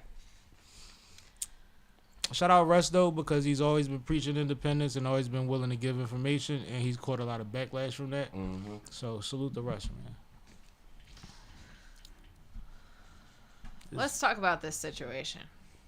Oh man, this shit has been annoying me. So, yesterday I was minding my business, watching my football, Not in my business. and I got an alert on my phone, and it said, Jay-Z accused of raping a 13-year-old girl with P. Diddy. Not a tag team. In 2001 or some shit like that. 2000. Yeah. Now, to be clear, I did not click on the headline when I first saw it. One, it was football. It was Sunday. I wasn't going to read that. But two, I'm a little over all of the Diddy stories that we continue to hear and new You want me to run point? things that come up. I'm getting there. Chill. I'm just making sure. Chill. I still prepped. All right, cool. Because I don't be trying to volunteer for that shit. Trust me. I just be trying to let you know I'm here. So before I could even click the headline, I see another headline that Jay-Z's team has responded. He responded personally, too. And I was, one, shocked that a response came that quickly. Yep. Two, the content of the response was not just denying the accusations, but like vehemently and saying that Jay-Z is being targeted. And he called for criminal. Yes. So out of nowhere, this entire situation kind of blew up. That's enough intro for me. You guys can talk about it. All right, so one thing I want to dial back, right? When all these lists started coming out and everybody started saying there was so many stars attached to all these things with Diddy, Jay-Z's name has been floating for a while. Just like everybody else's, right? But this case in particular is a case where the young lady says she was 13. She was going to the VMAs. She got dropped off in New York City. She met a limo driver. She didn't have tickets to the VMAs. So she met a limo driver that said, hey, you're Diddy's type. I can't get you in a show, but I can get you at an after party. So then she said she went to an after party at 13, was given drinks, got woozy, went to go lay down, and woke up in a room with Diddy, and at first it was a female star, right, who was watching. Now they've added Jay-Z to the lawsuit and said that him and Diddy was rotating and the female star was watching. That's crazy. And the reason that he gave for adding Jay-Z to it is because, and I'm talking about the lawyer, is he said that Jay-Z has had people stalking his people and trying to get information on his people and contacting old employees and stuff like that. So the young lady felt like, well, I won't be intimidated. So she wanted him added to the charge. He also tried to say that we never tried to ask for any money. So I don't know why Jay-Z would say that this was a money grab or a grift. And the reality is you ask for a mediation. What do people at this level mediate about? Money. With old cases? Money. So you didn't ask for money. You asked for a situation to put me in a situation where I'm in a recorded conversation about potentially giving somebody money for something I'm not supposed to be speaking on. You see what I'm saying? Because even if I say that never happened or whatever have you, you use one of the questions where you asked me if I was at this party to say, well, shit, that's enough to go forward. You see what I'm saying? And that might be part of it. It might be why they feel like they have a window. He might have been in the vicinity. He might not have been in the room, but he might have been at the event. He might have been there earlier, later. You know what I mean? You don't know. So it's like if if I have a docket for what it's called when you fly and people are on your plane. And you got to name everybody that's on your plane? Oh, a manifesto. A manifesto. Yeah. And it says, well, you was on a trip with me to Cancun. Manifest. Right. And you was on a trip with me to Cancun. Right. So you got to know something. But when we go on trips together, we don't stay in the same room. We ain't 16. Right. You see what I'm saying? They say AAU. Right. So it's like it just sometimes they just need just enough to be like, well, now we could make your life a hell and make you try to settle. My thing is though, how the fuck do a 13-year-old get taken to the VMAs without no like chaperone? Then on top of that, go to an after party, an exclusive after party. Who took you to the after party? And then she said she left after waking up disheveled and going through whatever she said happened and went to a gas station, and there's a gas station attendant that saw her disheveled, and she called her father, and her father came and picked her up from New York City. That's wild as shit. That story is nasty, bro. Bro, like, it's so wild. How the fuck do you get in an after party? Like, who carded? Nobody carded you? You got snuck in? So that mean they knew you was underage? And it's funny because if you said Justin Bieber was there, you said Macaulay Culkin was there, you said certain people was there, it's like, all right, well, they were young stars. They were probably being celebrated that night. People, they probably had their handlers there. You are random. Yeah, like.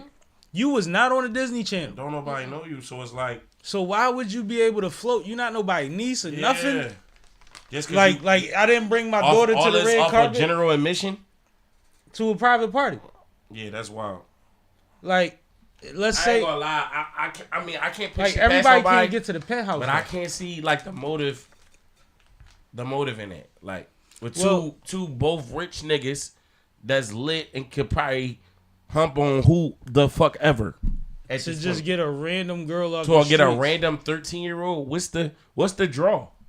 And are you saying these people are just completely sick pedophiles? Yeah, like what are we doing? Some kind of ritual? Like, because even if that's the play, that's wild. What makes me as a third party say, I'm in on it? I want parts. Yeah, like what the fuck? That's crazy. Not to mention, who Beyonce was talking about? Oh, lemon, such and such with the good head. Like it's a lot of them around, right? Come on, bro. If I ever been a lot of them. We done handpicked them. I done seen videos of Jay-Z sitting around in clubs while two Y chromosomes is Y'ing. You know what I'm saying? I seen right it. in front of me. I seen it on the Snoop joint. What type of a 13-year-old? Why we gotta go there? Hov say, scope the spot out, see something nice, and I'm gone. Right. That's what he talking about. You walk in the joint, be like, yeah, you. Don't put your feet on my leather. Come on, we out. Like, that's what he talking about. Yeah. Like, no, that don't make sense to be at an event such as that and be somebody that we don't know anything about that way and just be like, you know what, Diddy, you my nigga. We need this experience. Yeah, that's wild, bro. That's crazy. The actual, just the allegation of that. It's wild. Because crazy. even in situations where during that height of hip-hop, training was a common reference in hip hop, like niggas having young chicks. No, me and you. Training? You mean partying and shit? Yeah, partying shit. Yeah, but like at the same time, niggas at certain levels ain't getting down in the same room with nobody. Me personally, if I ever did that, it wasn't like because I got a kick out of it with my homie. It was like more so situational. Like we're underage. Like you know what I'm saying? Like shit like that. We're not just doing whatever we want to do at the time. You know what I'm saying? I had a DC roommate that said, yo, nigga, shorty ready to go. And she went. And yeah, so whatever. But, you know. Yeah, I get it. I ran through the doors down it. Anyway. I get it. But listen, what I'm saying is to be doing all of that when you got access to do whatever the fuck you want. No, it's just so weird. crazy. Yeah, like. And the crazy thing is about it, and it's funny because you notice everybody's producing, right? This ain't just content when it comes to Jay-Z.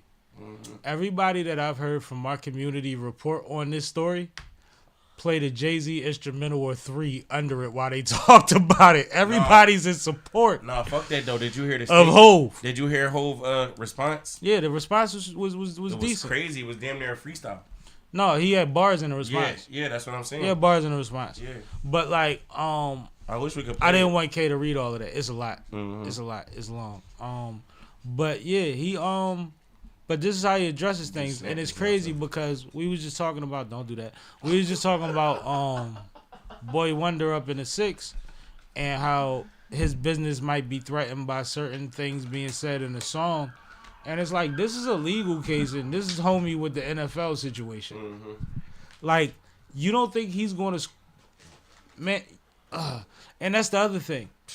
People say, you know, that this lawyer and lawyers like him do these things to get people to settle out of court because it's not worth what you're going to have to spend to fight it for what's going to happen to your reputation publicly and things that you might not be able to repair afterwards, right? But when I pay 40 lawyers... retainers, right? They need something to do. Facts. You see what I'm saying? Yeah, you need some like work. It ain't that lit that they always got something to focus on. You need some work to do. Yeah, go ahead and stretch over there, man. See what's going on over there. Like when your boss just see you idling, go sweep up or some shit. Yeah, like, man. Yeah. Like, no, you know what? This is it's a small thing. It might be a big thing. But I need y'all two on that, man. Do me a favor. Y'all working together on this one, man. Like, we ain't playing that game. You still got your contacts over there? My man. Like, it's simple. What do you say? My man. Speech! First of all, I want to thank my connect.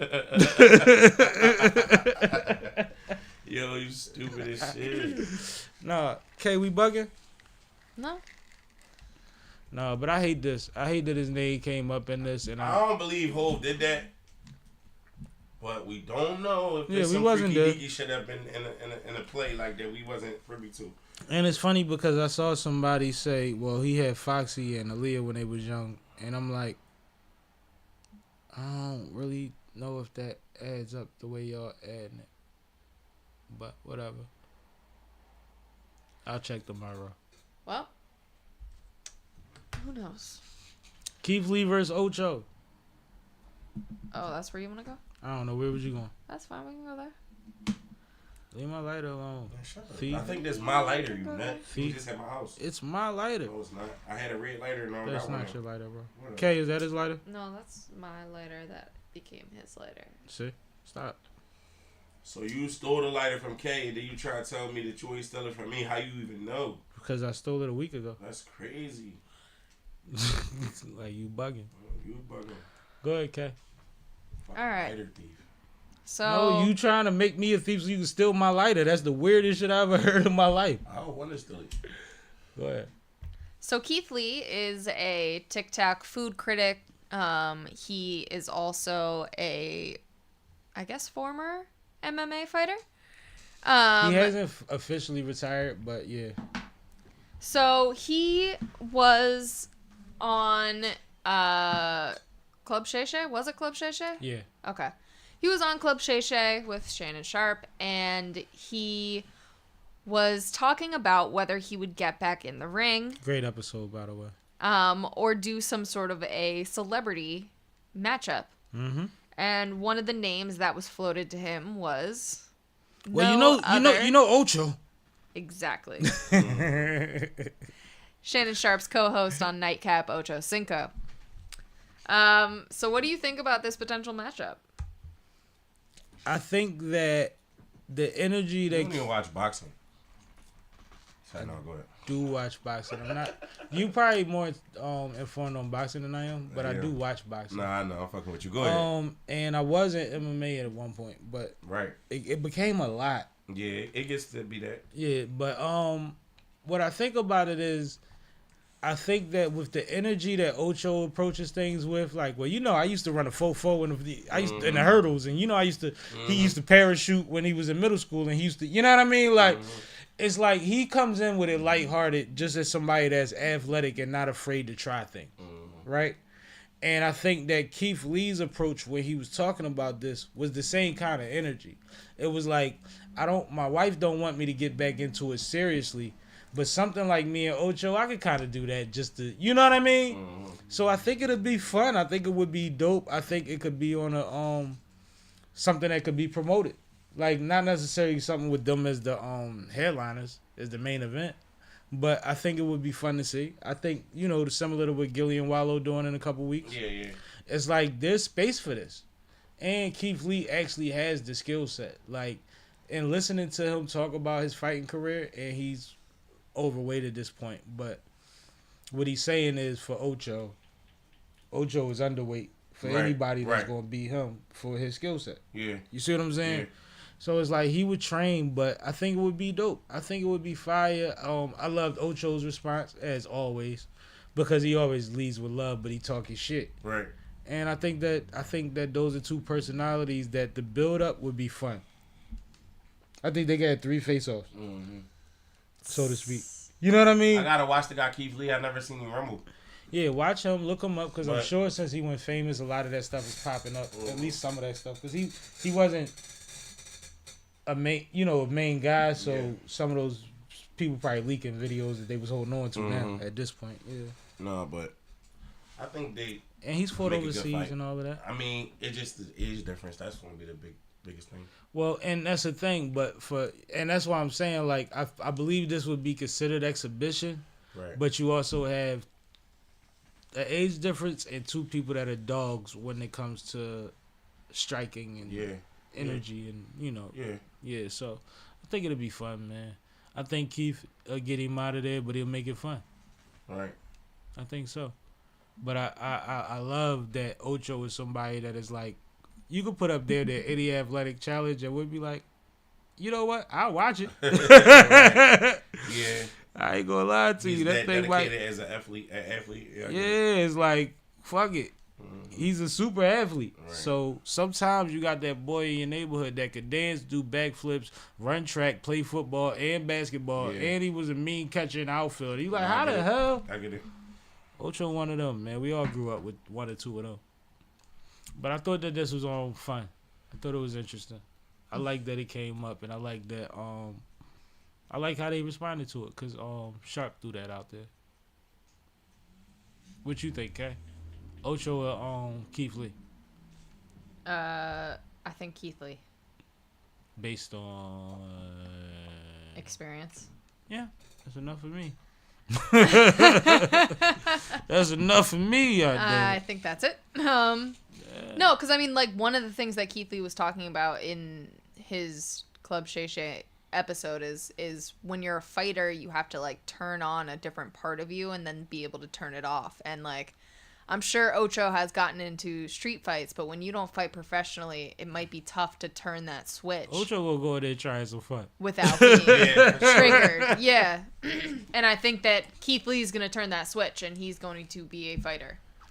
So. Yeah, I get it. Yeah, he's also spoke about the worst fight he ever had, and where like he got knocked out, got up and went to his corner because he thought the round was over. Like, Right. like, and the embarrassment or the knowing that at any given time you could think you in your best form and wind up in that situation, which was what that situation was. It was one of them things where like he thought everything was a go.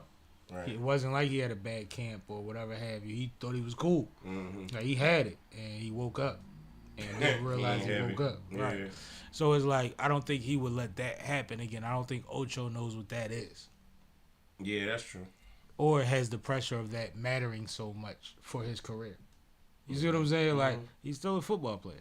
Yeah, he still wants to win everything. Yeah, I want to win, but if this young boy get me out of there, I'm all right with it. Like Keith Lee ain't gonna take it like that. Yeah, yeah.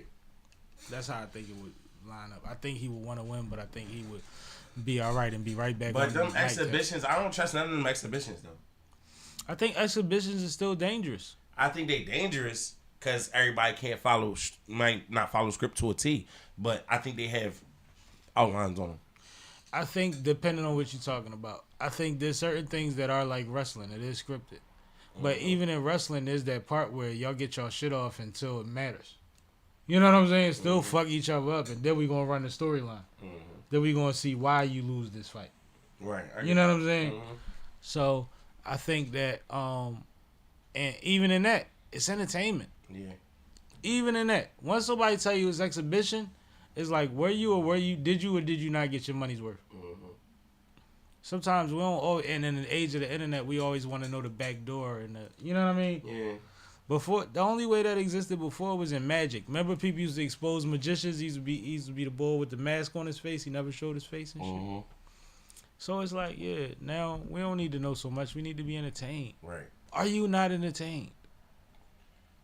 Tell us in the chat. We trying to As long as it look better than that Tyson entertain and Big inform. Paul fight, then I'll watch it. Look, man, I'm definitely watching Gillian Wallow joint. We should have made that a topic. Yeah, I'm definitely watching that. I had a ball last year for $20 in my house. I'm gonna say that every time. Right. That was the best piece of content ever for me. Tell me about this.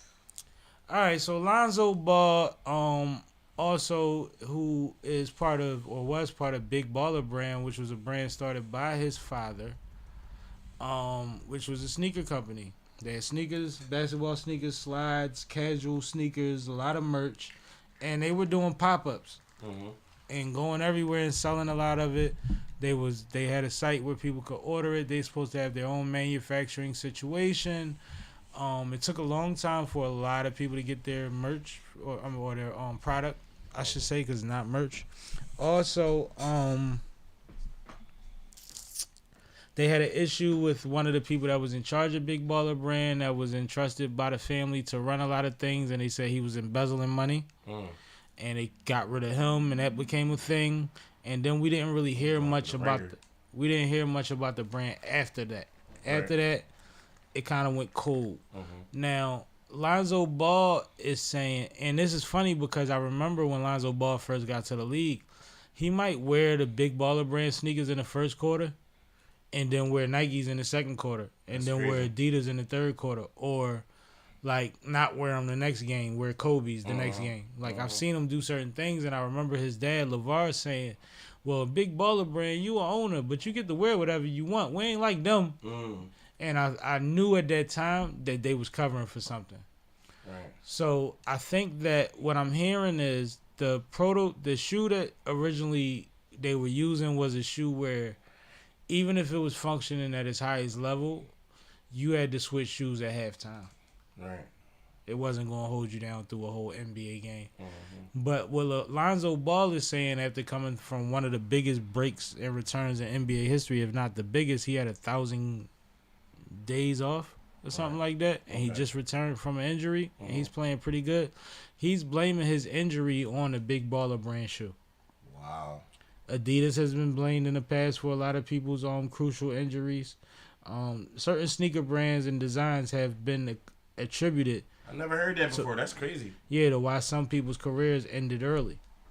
And that's what makes it scary when Dwayne Wade and Kyrie go with entities that we're not familiar with, because you kind of hope that they sturdy. Right. So he's suing. Well, he's not suing. He's blaming Big Baller Brand for the 1,000 games he had off. That's crazy. Because the shoe. Well.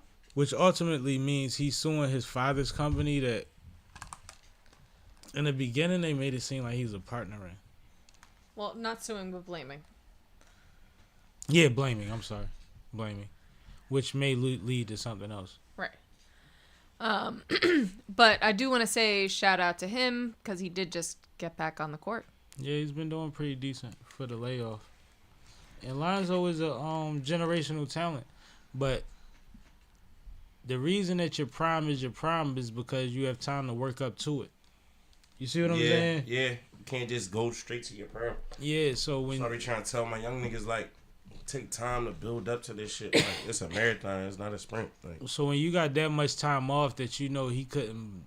You know how they say he's back practicing at full speed? When you got years that you can't practice at full speed... Yeah, that's... It's detrimental. So it's great to see him back. He looks good, but it put a big dent in his career as a professional. Because whatever we get from him would be a phenomenon situation at this point, based on the fact that he had so much time off if he goes crazy for the rest of his career. Now, his brother, on the other hand, has had injuries also, but he's had a Puma deal for a while, so he not blaming Puma. But, also what's funny is LeVar came out earlier, and that's why the question came up. I just remembered this. A couple months ago, LeVar blamed Puma and everybody else for his son's injuries. So they asked him that because of that question, and he said, no, it was probably the Big Baller Brand shoes. Wow. How ironic, right? Because we just was talking about how many people wear the LaMelos. Right. And how people gravitate to the LaMelos. But it's like, no, like, LaMelo ain't complaining about Pumas. Your son said them joints you made with that plug you had that did that thing that y'all ran that play on, and your homeboy was running it up on with my name, and niggas was waiting 7 months to get slides. Yo. Like, yeah, like, remember that? Niggas that might have messed it up more than the company that we know been doing this forever. Niggas be nigging, right? And mind you, crazy thing is Puma is somebody that you could kind of, when you say that name, you can get traction on it because they didn't make basketball shoes for a long time. Yeah, they did. Ever since the Ralph Sampson, they had a layoff of making, like, endorsing athletes, like basketball players. And Jay-Z bought it back. Not Jay-Z, Jay-Z homie. What's my man that just came home? That got the Puma situation. He bought it back. I know a lot of rappers, they rap. And Jay-Z helped him. And Jay-Z helped him with it. And that's how the rappers and all of that come through, too. Meek got that joint. Couple rappers got that. Vegas Jones is his nickname. What they call him. But yeah. Gotti had a Puma joint. Nipsey had a Puma joint. But yeah, he made all of that, and he also bought the sweatsuits back because he said everybody's running around in in Adidas tracksuits, and Puma didn't have a version of it, so he bought the T7 tracksuit back, and then everything, like, see, never mind, I'm getting too deep. Y'all don't know what I know. Puma addict. Yeah, man, I know too It's crazy. much. I had a lot of Puma shit though. It's crazy that you fuck with that shit too. It's been 20 years of this shit. All right. I bought all them Nikes. Let me get my one serious topic out the way. So, did you guys see over the time weekend? To roll up. No. So let me give you the whole backstory because I don't know how much you know about Syria. But Assad had been president of Syria since his dad died in 2000. Where they quickly passed some sort of referendum to allow for the president to take over at age 34, which was his age at that time, instead of what was previously allowed 40. So that right there and his coming into office already was a very tumultuous situation. Then in 2013 or 2012 maybe, and the years leading up to it, we had the whole Arab Spring thing where there were protests all around the Arab nations, Syria included. But the protests in Syria never really died down and then became a full-fledged civil war. So Syria has been in civil war since sometime in the early 2010s. And it did die down in the last 2 years or so, only because the other nations that were propping up the Syrian president at the time were kind of engaged elsewhere, Russia being the key example. So over the weekend, after it's been kind of quiet for the last 2 years, the rebel group decided to oust the president, and he ran to Moscow. So Syria just completely overthrew their president. Assad is out. All of this happened in a weekend after over 10 years of civil war. That's deep. Now, the group that ended up leading this charge, well, let me start by saying the international community is happy that Assad is out. Okay. Most notably saying the U.S. is happy. Biden made an announcement with congratulatory, saying that this was an act of justice. The only people who are upset about it really are Russia, and maybe like Iran. But otherwise, people are happy about it. However, the group that got him out of there is called the HTS, which is previously has ties and was partially Al-Qaeda. So if you remember back in 2013, we were fighting against Al-Qaeda. Mm-hmm. Now this new fraction of people who used to be part of Al-Qaeda have formed HTS and have taken over, but we like them. I know it's hard to follow. Same thing happened with Contra. Exactly. So what the U.S. and others are kind of waiting to see is, what does this new group do? How do they decide to govern themselves? Because they have been preaching a more laissez-faire, like hands-off, a little bit more freedom, ability to do things than what they previously had. But they do have some extremism type of roots. So everybody in the world is kind of waiting to see where Syria goes from here. But it didn't really get much coverage over the weekend because, again, it happened over the weekend. So I wanted to make sure that I let you guys know about it. It's the 3 levels of engagement for war or for takeover, right?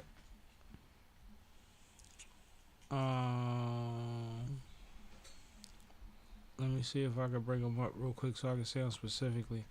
But anyway, it starts with being nice and saying, hey, we should work together. Let's figure something out. Then I come back and I offer you drugs and hookers and all type of stuff that I could probably get some dirt on you through. And you like, nah, I'm cool. I'm for my people. I ain't fucking with y'all. Yeah. And then it gets to the point where it's like, all right, well, you know what? Let me send somebody in there to do what they got to do that I can control for now.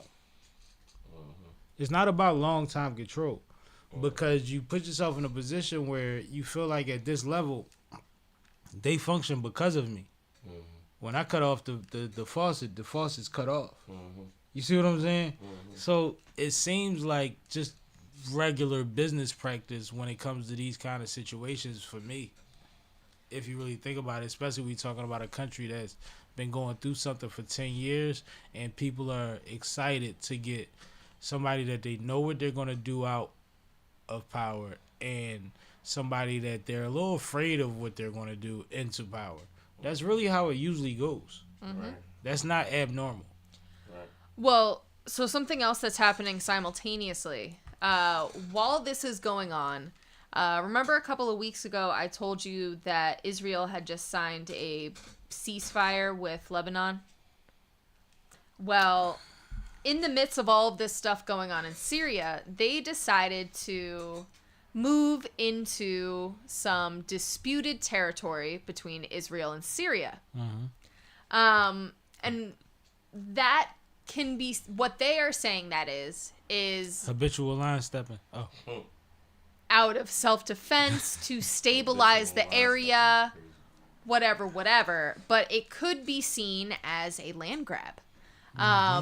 So while this is happening, while they just had a ceasefire, they may be committing some sort of land grab in Syria to take over this disputed land, which again just goes back to my theory that World War III is on the horizon. Make sure that you are prepared. You know what's crazy about all of this? It all sounds like board games and movies. Everything is like, well, you know they kind of told you this was about to happen. And if you watch the moves being made, you've actually strategized this way for something that was supposed to be fun. You see what, am I tripping? Like War the Game and all of them games, chess, all of this, it's like when you see what's going on and you say, well, they occupied this space and that might be a takeover for territory. It's like, that's Monopoly. That's like, it's so much, like that's every game. It's then you go up to like real strategy game. It's the same thing. Then you see the entertainment shit. You go to Minecraft is the same thing. Like just think about it. Like we really understand this stuff on a level that we don't realize. We just don't pay attention to it. So there's people out here that pay so much attention to it that they can predict it, and then they raise hell while everybody ignores it because they're comfortable. Right? And then when it comes to the forefront, somebody else gets credit for bringing light to it, like global warming. I remember that been Al Gore platform for over 20 years. Am I lying? Not at all. And then when certain political entities happen and start going against each other, it became a chess piece, right? Yeah. And then it was we against that belief, and I'm all into it. And nobody ever said, where the fuck does Al Gore think? I ain't see nobody talking to him. He probably was sitting home like, I'm not talking to you motherfuckers. I've been said this. I told y'all about ice caps and all type of shit. I think that's what be happening. Like, it's weird, yo. And I'm not saying that he's the guy. I'm saying he had the biggest voice at the time and a position to bring light and was trying to bring legislation that made sense so that in this, where we at now, wouldn't look as grim as it looks now. There's you'd be shocked at how many things through emissions and the plastic bag bans and all type of random shit that happens that makes a difference in the long run. I get it. So yeah, man, that's crazy though. God bless everybody over there that's just a casualty of what the higher powers are doing. Like that shit crazy. Cause I can't imagine that lifestyle. And like I said before, we was in the middle of something that felt like war and it wasn't that. Yeah. So I want people to be able to go to work, kids be able to kick a ball, you know what I mean? Go to school without everything being like their life being controlled this much by things like this. It's very scary. Yeah. It's very scary. It's beyond sad because I'm learning from you, but all of it sounds like, but what about the humans on the ground? You ever see a movie? You ever see like positioning is positioning for whatever, but motherfuckers want to be able to run their regular play, even if they're in poverty. I mean, and the types of human rights violations that have been going on in Syria for, I'm sure, a decade plus now, it's insane. Like, prayers to all the Syrian children, man. I'm sure, yo. And we think about it, we're like, there was a time where you felt like only our government has to deal with that. We'll never meet those people. Yeah. That's not true anymore. They're in America with a YouTube page and millions of followers telling you, like, this shit was crazy when I was growing up. You know what I mean? It's like I never met more than one person from New Orleans until Katrina. And then I met 4 people in a month from New Orleans or Baton Rouge area, right? Because they was displaced, so they was moving everywhere. And someone came here to go to school. Someone was artists. And one of the largest Syrian populations is actually in Allentown. That's crazy. Yeah, that's crazy. God bless them. It's one of the main stops as far as like Syrian refugees. That's amazing. And I it's probably because of the community and the resources. It's probably like you're probably told go there and they're gonna get you right. You see what I'm saying? And it's like just to need that in 2024 in a foreign place, like it's a lot, yo. I can't imagine, man. And I hope y'all don't put me in a position I had to go somewhere I don't necessarily want to go because y'all start acting stupid in these next couple years, yo. Because I'm completely good with isolating myself. Right. All right, let's get off of that. Let's get on to Cash. Cash, tell them what you got coming up. Why? Because I'm the hottest nigga in the world. We talk about Cash every week. What the fuck is you talking about? All right. I mean, I forgot you was the hottest nigga in the world. I am. My bad. You want to battle? Let's battle right now. That's what we about to do. Come on, see me. I got my round ready. Let's go. You go. It's on you. You know what? It's on you. I got my bars, but you're not mature enough for that, bro. We gonna have to pre-record that. I'm not mature enough for the battle where I'm gonna fight you. No, you just gonna you gonna try to be Arsenal, and I'm at to show you mine. And Sounds I don't like a like doing cop-out. that. No, I mean He I'm gonna not say a battle he say rapper. I'm a disrespecting too much. So he gonna try to swing on me to like fuck it up because he can't deal with it. Yeah, I'm not built for that. I'm not built for that. I'm not built That's for what that. it is. Yo, I would never. It doesn't need to be pre-recorded for you, Cash. It's for him. I wouldn't do that to my guy. No, I got my safety on for this guy, man. Listen, man, it is only my responsibility to keep me out of that stuff. All right, Cash. So you're not battling Sam today, but you do have a battle coming up. Yeah, I got another battle coming up versus another nobody. His name Clutch Time. He battled on OTR a couple times. You know, he had a Stop couple. calling niggas nobody. That's Man. somebody's everything. Man, fuck that nigga. I'm a smoking. That's how I feel. Oh, it's like that. Yeah, like I'm That's tired of. mama's boy. I'm tired of being humble. You niggas can't fuck with me. I've been doing this shit for 25 years, bro. Real shit. I'ma just go ahead and let my shit drop. Like 25 years I've been writing these words, man. The streets, the jail, you know what I mean? All that. At jobs, having kids. I never stopped, bro. You niggas got all types of hiatuses and bro, you niggas can't fuck with me in no way possible on no type of music. Not no songs, not no beats, not no acapella shit. I can write a story better than you niggas. Like, I just don't give a fuck no more. You niggas is dying. And the big wigs, too. I'm coming for all of them, too. Top of 2024, 25. Everybody got to die. That's just how I'm moving. You know what I'm saying? It's all upper echelon shit. But shout out to Clutch Time. Shout out to Gates of the Garden. Shout out to Dre. I got something spooky coming up my sleeve for y'all real soon next year. But stay tuned for that. But yeah, I got the boy Clutch Town. He from Jersey. Wait a minute. And shout out to Boss, man. He got this guy named Torch Gunna. It's funny, he actually from Southwest. I know Torch. Yeah. Yeah. I actually know Torch. Torch battling. I was fucking with Torch. Rap. Like me and no, this is like a new step. Because when I was talking to Torch a few months, like maybe a couple years back, he was talking about how he was trying to do that shit or he could do it or whatever. And I'm like, man, go ahead, do your thing. I was around Torch when he first got out. Yeah. Yeah, I was around He Torch. only been home now, what, 2-3 years? About 3. Yeah. Torch tall as shit. Yeah, he tall as shit. Yeah, shout But, out Torch Gunna though. He always showed me love. Yeah, so he going we coming through the kill shit. And it's all love though at the end of the day. But you know. If he battling Torch, I might. He battling Boss, so you know. Yeah, that's what it should be one of them ones, even though he's not really formulated into the battle rap shit yet. And just like Boss is, you know, working his way in. You know what I mean? So I think it's gonna be a good matchup. No, I think I like it actually because. See, like, and I've heard Bai's music before, and I heard Bai's rap when he wasn't battling before. Yeah. You know that. You put me on the shit. Right. But when it come to Torch kind of has the aggression and the stature vocally to fit good in that space. Yeah. Stop putting my light on that side.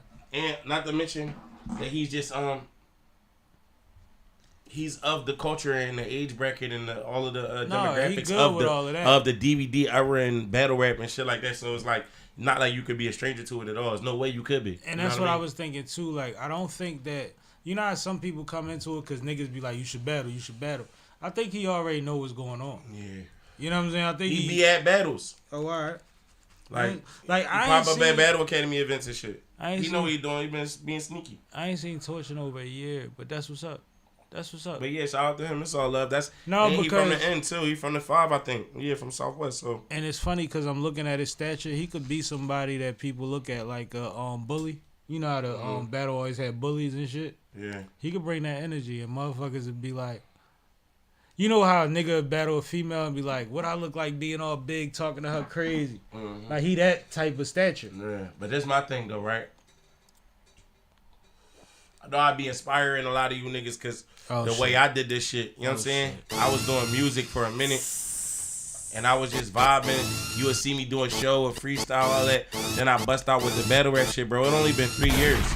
And I'm going to keep it funky with you niggas like 3 years. And niggas know me around like the battle scene in a couple different areas. Not just in Philly where I'm from. You know what I'm saying? So don't get inspired by me and then die by me. Because I know you niggas probably think, oh, damn, Cash, though, I could do it. Yeah, I'm going to smoke you. Like, so, Torch, you battling my young boy. You know what I'm saying? We going to see how that go.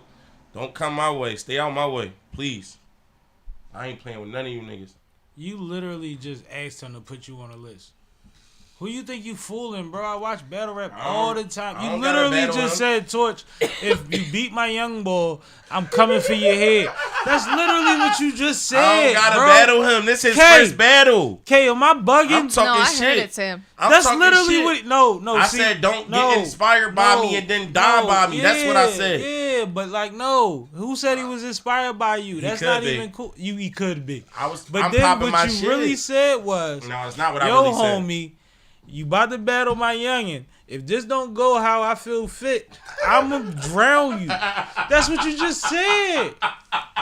Bro, I watch too much battle rap, You watch too much fucking blogs and propaganda shit. That's what you watch. I know them niggas. You twisting my shit. You act like I don't know y'all. Yo, why you rewording my work and all that though? I ain't say that. If I wanted to say that, I'd say that. You know the second most mentioned female in battle rap is my little sister, right? Listen, it's all love for sure. Caution for sure. It's all love, but you know, that's just how I feel going into 2025. I mean, we here to step on shit. You know what I'm saying?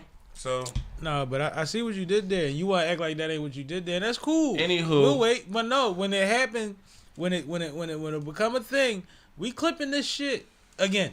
He got to get some battles. I got 25 we clipping battles this now, and I'm tagging Torch. I got like 25 battles in. I don't give a fuck tagging. Call him. I got his number. I think. You got his number? I might call him. You want to call him up? Not now. Oh, all right. Wake a nigga up. Yo, we streaming. Remember Sammy? It's only 8:15. No, I mean wake him up to like. Oh, all right. What's going on? Camera, like. Yeah. I gotta tell him what's going on and all that. Yeah. But no, yeah, for sure. Johnny Lace got some shit coming. Me, Johnny Lace, and Boss Beneficial got a single coming. With the video, it's called Steppin' Remix. Crazy hardcore beat. We all spit crazy on that John. So Lace and Boss went on a song called Steppin' and put you on it? No, it was my song. I put them on it. It's the remix. Oh, you needed some steppers. Yo. I stepped on it by myself. All right. You could go listen to it, or it's on my project called Network. It's called Steppin'. Check him out, yo. I'm just fucking with him. But anyway, the video we're gonna come out with that at the same time. The drop gonna have the video and the song. Then we got some visuals. I'm dropping Legacy video with Meet Speedy probably first. Shout out Meet Speedy. I'm in contacts with a few different videographers right now. So shout out to everybody I spoke with. I ain't even gonna let it out yet until it drop. And we gonna get this shit done. So you about to run a little bit. Yeah, videos, battles. You know what I mean? We promoting the CCASH album throughout the rest of the year and the rest of the winter. You know what I mean? And then, you know, y'all gonna get another project from me within the middle of the year next year. You know what I'm saying? So you promote... Expect singles, expect features, expect freestyles, content, battles, all of that shit.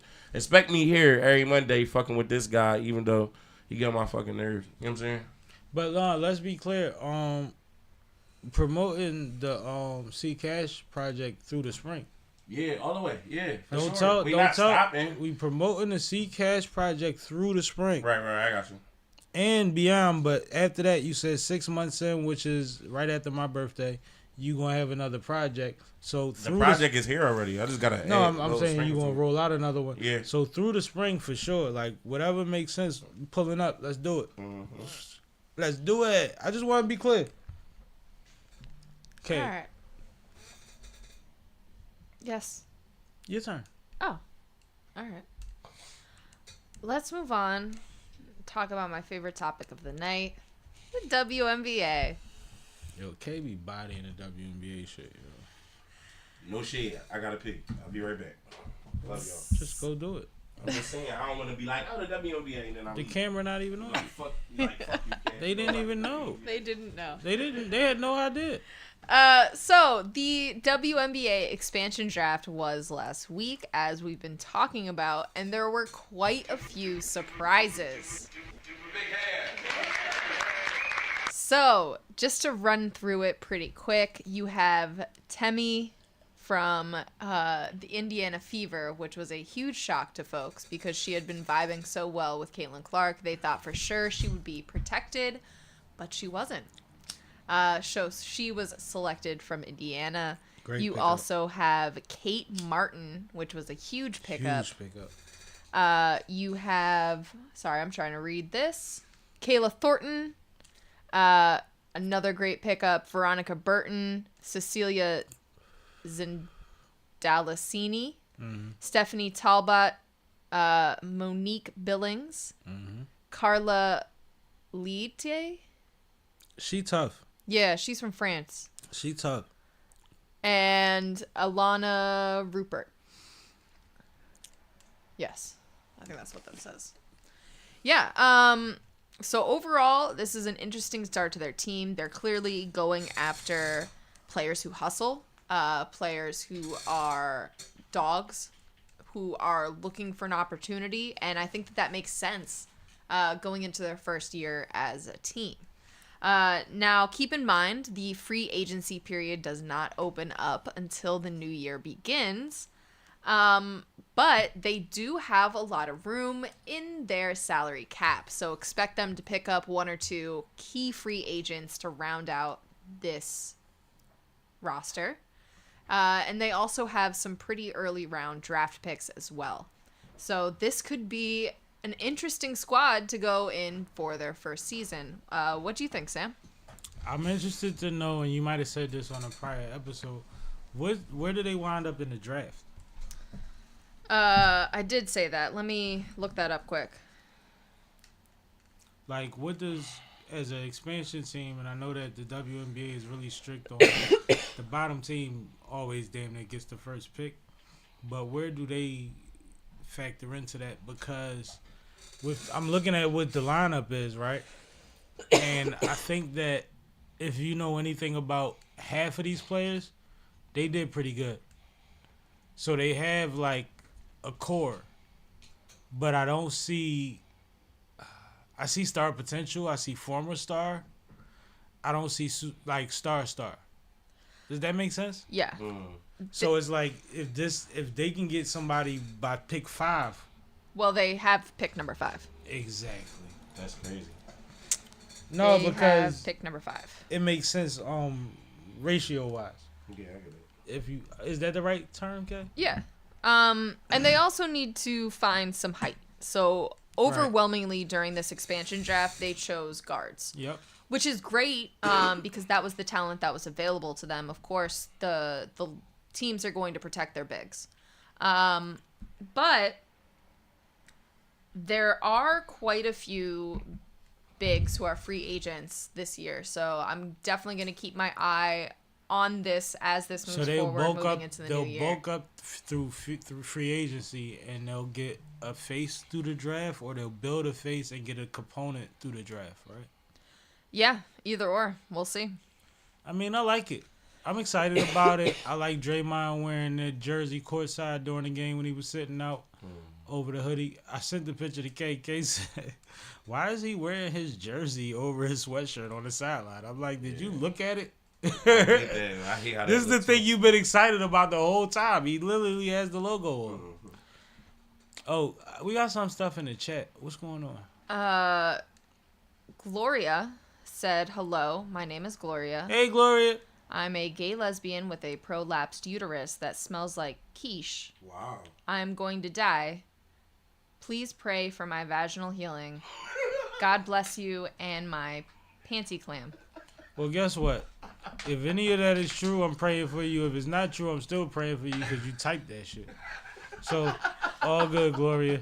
Wish you the best. God bless. The bots be real, yo. No, it's crazy. Like, but I don't never want it to be that one person that it'd be like, and then they were on a SippinWitSammie stream, and he said, fuck you! And they ended it. Like, There's somebody out there that went that joint, though. You know what I mean? It's all good. What the next comment say? Jazz said, oh, wow. That was crazy. Hey, Jazz. Hey, Jazz. Yo, Jazz. Hey, Zani. So, I think it's going to be really interesting to see where this team shakes out. I agree with you. They could go a bunch of different directions. Yeah. With free agency and number 5. And especially like needing a big, you can get a big at number 5. Absolutely. And we don't know who is, they're so early in their college season that at this point we don't really know who is going to be that number 1, number 2 draft pick. No, we have our ideas, but as we saw from the expansion draft, a lot of these predictions are wrong. So we'll see. And when you look at college basketball, we get stuck on the names that we know, and we forget about the fact that they still gotta age out or whatever have you. Like, they got different criteria to be able to move on to go pro in the WNBA. So it's like, you'll be like, well, Juju, and like, this ain't her draft. Like, she can't declare for this draft. You see what I'm saying? Where you thinking like, well, she the next big thing, and it's like, well, she gotta run her race a little longer. So it's very weird trying to gauge who's going to be a star of a college season that's eligible to move on. Like, it has to be both components, where in men's it's not like that. Yeah. If you ready, if they think you can go top 10, you enter the draft. So it's like, it's not like that. Now it's like, well, she's only been in college for 2 years. It's not time yet. Because Juju could have went to the league straight from high school. No cap. But Kay, did I take us off course? No, but Gloria definitely clapped back. Gloria shooting at me? Wow. She said, please don't laugh at the state of my uterus, obese Jaleel White. I loved you in Family Matters and appreciate your creativity despite your weight gain in your post-child stardom years. Oh, she's trying to start beef. She's trying to start beef. White? She's trying to start beef with Jazz. Jaleel White is Urkel. Wait. Hold up. Gloria. I know who that is. That's wild. We gotta chill. She drunk. I know who that is.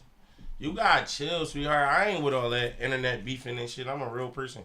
Nobody even knew who you was. We thought you was a bot. Like, go ahead with the goofy shit. I'm so confused, but you know what? Good luck to your uterus. You probably fucking... Nah, pray for her, like we said. That's all. Yeah. Demons is real. You probably got more going on than you know. And Jazz said, hey, y'all. Yo, lady. All right. Just to piss him off. Let's move on. Like, that's crazy. From the WNBA and talk about the NBA. I'm going to tell them how Jazz is the real star, but we'll get into that later. She going to be mad at you for talking about it. For saying she a star? Never. Nah. She'll be like, no, don't be blowing me up. It's all good. She going to be on tour doing somebody hair. You going to be sick. Why would I be sick? Because I'm gonna make it happen. You When I be sick about like you took my baby from me. No, you Nah, die I'm playing. after that. You know? I'm playing. You ready? Yeah, we good. All right. So the quarterfinals of the NBA Cup are underway. She's snapping. And of course, none of us on this podcast really care too much because our teams aren't in it. Out of it. But it's important to keep you guys informed. So the Magic and Bucks play tomorrow, as well as the Mavericks versus the Thunder, Hawks versus Knicks, Warriors versus Rockets. Out of those matchups, I personally think that the Magic will overtake the Bucks. I think that the Mavericks Thunder is going to be a great game. Oh, that one's tight.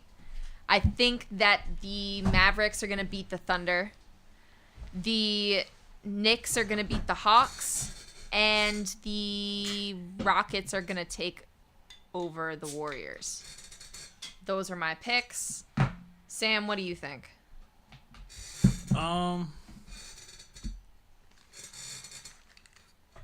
What's the matchups again? I just stepped away. You know that. Magic Bucks? Magic Bucks because because Banchero is out and the homie, what's his name, Vera something or whatever, that was going crazy since he been out. He just got hurt. So the Bucks got that one. What else? Mavericks Thunder? Scary, but I want OKC to win. I'm just a Shade fan. Hawks Knicks? I think that's a goodie. I think the Knicks take it. That's what I said. I think the Knicks take it. Warriors Rockets? Warriors. Okay. Warriors. Just because when all else fails, we seen this summer that Steph just becomes Steph tabulous when it matters. If you put him in a position to be close enough, he's not leaving without it. So in a lot of matchups, I'm gonna just always go with Steph and them. I hear you. That makes sense? Yep. Yeah. He makes it look so effortless. So if we move on from the cup, and of course I want to move on from the cup because we're not in it. We are about 1/4 of the way through the season in terms of games played, and both our teams look horrible. Oh, what you was about to say? yes, both of our teams currently look horrible, but one of us is on a better run than the other. Oh. The 76ers have finally started to turn a quarter, and our big three have finally all played in a game together. Not only did they all play in a game together, but they also looked like a cohesive unit. So shout out to my Sixers. Hopefully, we can start to continue that momentum and make something of this season. Hopefully. Now, in other news, let's talk about your Lakers. In the Not last his Lakers. 3 games, How many seats you ever bought to go to the Lakers game, bro? That's real support of your team. You gotta buy tickets to Lakers games. You got merch?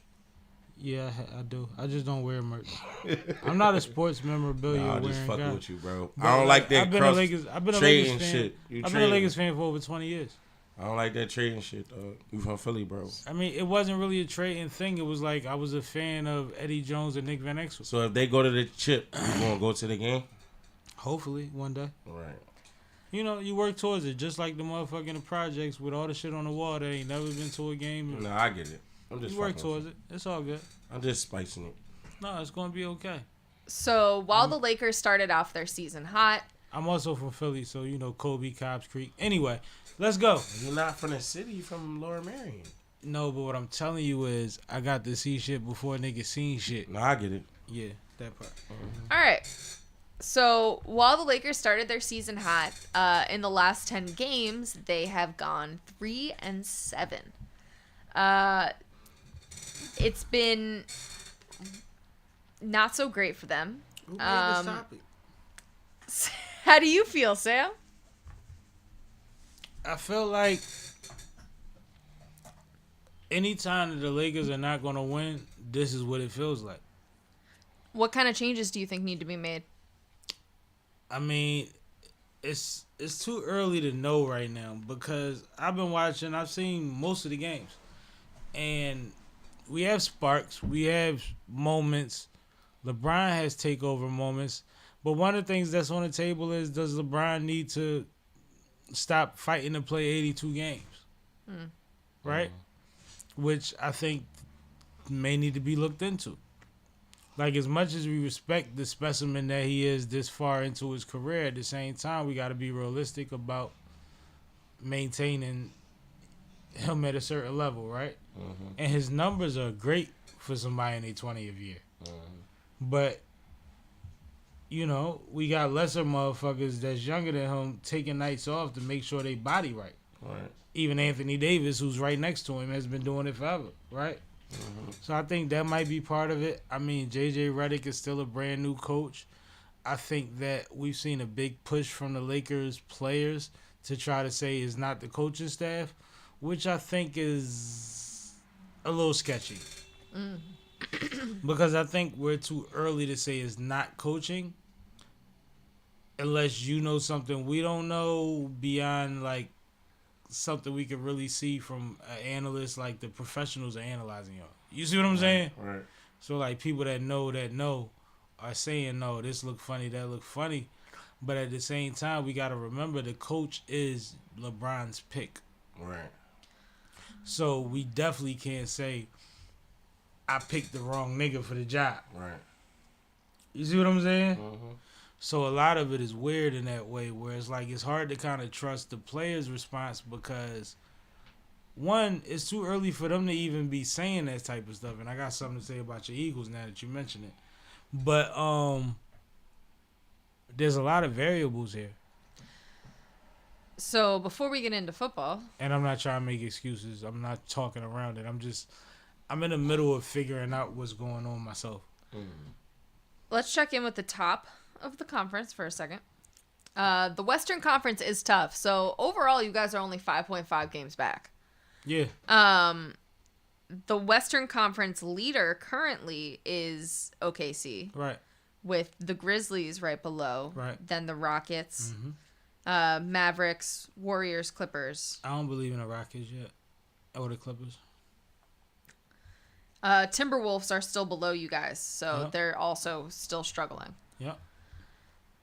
Looking over at the Eastern Conference, of course, still leading the way is the Cavs, but they have finally started to cool off. They've lost some games. K-Cam. And by some games, I mean 4. So they're still 21-4.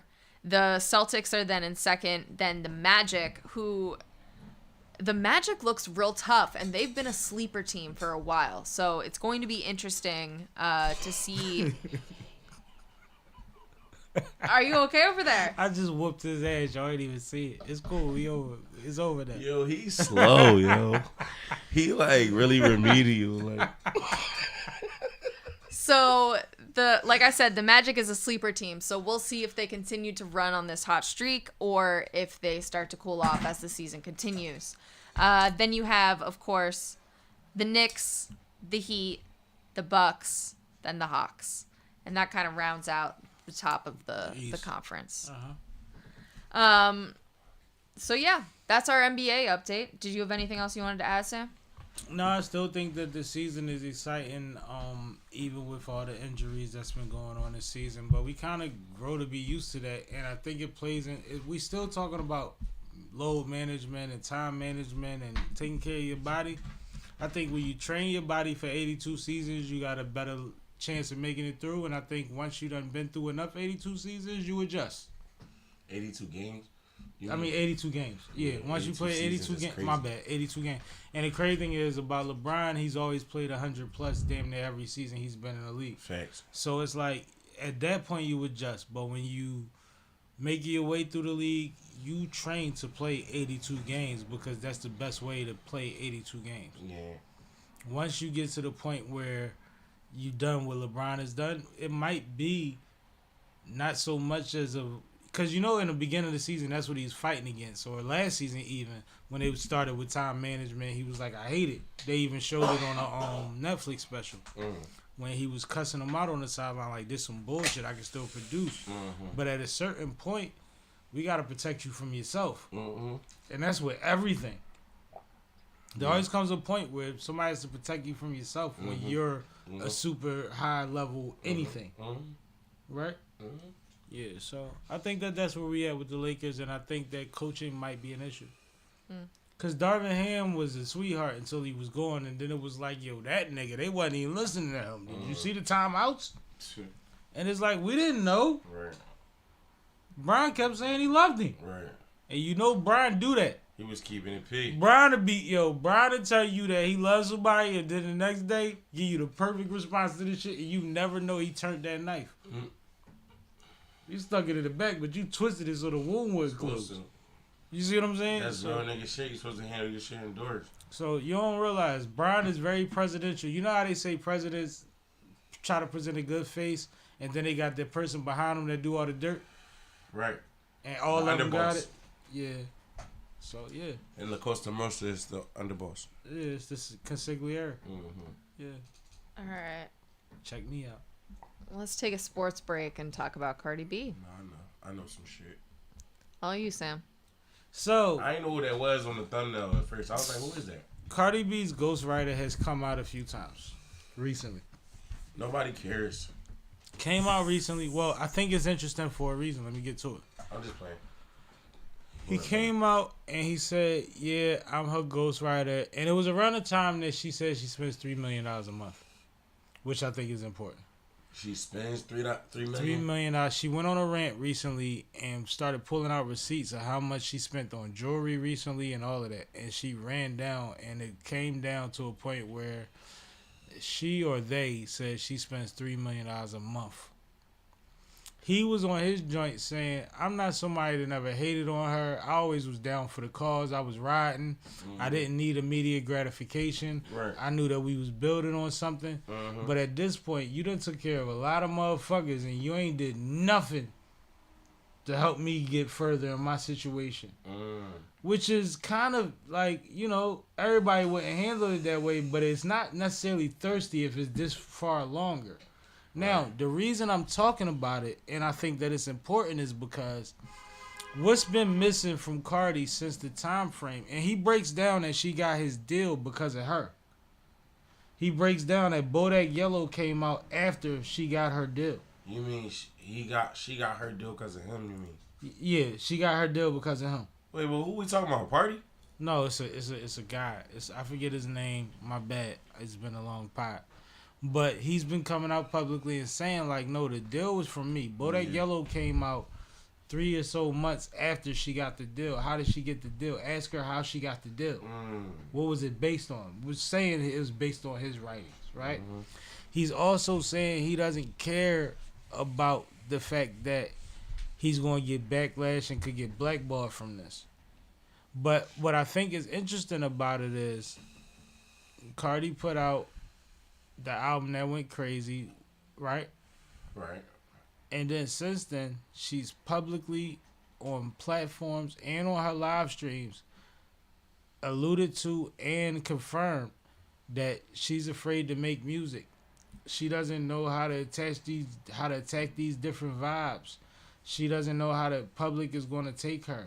And that's been her excuse for not making music. And then her label tells the public, no, she's going to drop an album. And then she comes out and says, well, it's not dropping before 2025. Why we ain't get a record yet that's not a feature that your label is comfortable with pushing? You don't have your ghostwriter that you're comfortable with. Yeah. I think that he's the piece that everybody's been worried about this whole time. That's like, why won't Cardi just put out, like, all these young girls is putting out vibes and you can put out one with them, like all of these things that's like, you know, make you a wop. You know what I mean? Like, do something. This is my question though. When he writing these records, you not getting taken care of off the rip on the wholesale tip? No, what he's saying is he was so early on that it was gang. It was team. It was try to get her from A to B. Oh, so he's saying he wrote the breakout records and didn't get no money off of that. Yeah, he's saying he wrote everything early. So that's the question. When he agreed to write for her Was there any paperwork involved for that? You know it wasn't. You know it wasn't. That's where he fucked up at. But that's why he keeps saying, ask her or check how she got the deal, because that's his way of proving his stance. But the part about it is, a lot of motherfuckers go through that, especially with up and coming artists, and damn sure with female artists. It's a thing where like there's no loyalty to anything without paperwork. But also you become to a point where you like, if this person win, I'm good with it, right? But when that person doesn't introduce you to somebody who hand you can shake, yeah, you saying you ain't throwing me no oops. It's not always about bread. It's about positioning. Yeah. Right. Sometimes, and I think what his point is, which might be false. He might be lying, but he's saying he's not worried about her necessarily cutting him a check. He's saying he never got an opportunity based on what he did for her. Yeah, he want the oops. Is that fair? I mean, think that's fair. That's overly fair, because he should get some money. Like me personally, if I was to use a ghostwriter, which I would never do, but if I was to use a ghostwriter and we ain't had shit, and then they blew up, I would just automatically check. You're my consigliere. We running plays together now. So now I want the next. I want the next joint, because I want the next joint and the next joint. Or I'm gonna put you onto this situation, and I'm gonna come in at 5%. You go get your money. The thing is, the way Cardi came in the game, you go get your money. The way she came in the game hustling and just doing any and everything that made the money and drew the attention and fucked it up. But in the same process, you got the Offset shit and the Migos and all that. They was playing the part in the role, and like how some of her song was rolling and shit too. Well, and remember, like the QC management and all that shit. Them and then immediately broke out of that deal and sued them. And it's like the whole time she's saying things that's like, I've heard a lot of artists talk about having fallouts with labels and management companies and stuff like that, right? But some of the things that she's saying is not adding up to her counterparts, and the fact that she said the reason she went over there is because she was already getting jerked and they put her in a better position. Right. I think at a certain point you think, well, I'm this and I'm not that, and this is what I'm doing, so I need time. And that's where we have a problem. Yeah, you got to run a race with the rest of the league. That's where we have a problem. Yeah. Because it's like, I get you need time. But you know that, like, you got a studio in your basement, right? Yeah, you got to compete. But that money, man, put motherfuckers in a different headspace. I mean, if she's spending $3 million a month, she's doing great for herself. That's what I'm saying. But with me spending listen, you think about me spending $3 million a month. If I was spending $3 million a month, my raps would be like geeked the fuck up. You know what I'm saying? Can you imagine the type of vibes I'm gonna be in? Like, only because you'll still feel guilty for having it. What you mean? You're a different type of personality. Like, if you had $3 million a month to spend, you would feel bad not doing something. Exactly. That's not everybody's. I'm a worker. Like that's not everybody's personality. You know what I'm saying? Yeah. That's not everybody's personality. I'm just saying though. And you gotta dig it. She married a rock star. Right. Some women will hustle their ass off until they can be kept women. Right? I know a lot of women that are in great positions in business and life, as far as financially. Yeah. And they'll tell you in a minute, and thinking that that's what you want, I guess. But they'll say like, well, you know, I don't mind being a housewife. And then you got the other ones that have sacrificed 20, 30 years of career and not, you know, be able to do the whole family thing. Right. But there's levels to all of that shit. I know. To all of that shit. So her drive is not the music. And if I had somebody that helped me find a pocket or the opening for, like I would get to people that want to battle you, then I'd be able to get busy. But right now, that nigga cussing me out on TikTok. And that's what's going on right now. Yeah, I don't know. That's what I think it is. I think part of her hesitation is not having her full creative team or the part of her creative team that she needs. That was always my thought about people that had any ghostwriters and shit like that with rap. With different music like R&B and shit is different. Because you always can get a song from anybody. But with rap, it's like a style and a format and all of that shit, and everybody gonna be accustomed to it. And it's like, if you don't have that same plug, we gonna know. And what did we give Cardi credit for? Delivery. No, delivery. On them records, performance. We knew she ain't write it, but it's like when she say it, you be like, yeah, nigga. She get that shit up. Yeah. She was able to deliver. And what That's her a look skill and set. all of that shit. Yeah. That's a skill set. No, That's it a is. talent. It I is. could write for a bunch of you That's motherfuckers. acting. And if I wrote it for cash, it went further because you wouldn't deliver it the same way. For example. You see what I'm saying? Oh, for sure. But like, no, like that's what we always gave her credit for. So her having a ghostwriter is not a shock. You've never addressed that. You never thought it was a lie. I know. I know. You I never know thought she it had was a lie. ghostwriters. I You know. never thought it. Party wrote that joint with the say something for the bitches in the back. That joint. Yep. Party was writing for her, working with her. He was working with her around the time before the Bodak Yellow hit. So, like, no, I ain't tripping on that. Like, she a different type of artist. She's not a MC, bro. She's a rapper. And There's a difference. And I'll go as far as to say energy when it comes to creating is a thing too. Because as much as I can't say that Safari wrote for Nicki, there's an energy that we haven't seen since Safari. And that could be a nudge, a People direction. have influence on people. That could be a vibe I create in the studio when I'm in there. Because, you know, he like to dance and shit. He might be there turning up so much. He like, oh, that's where we going. Yeah. Like, you never know what the thing is. No, for sure. It don't got to be him spitting bars. Ideas is go a mile a minute. I got a homegirl that's one of the illest Philly rappers y'all probably never heard of. And, nigga, we could have made millions.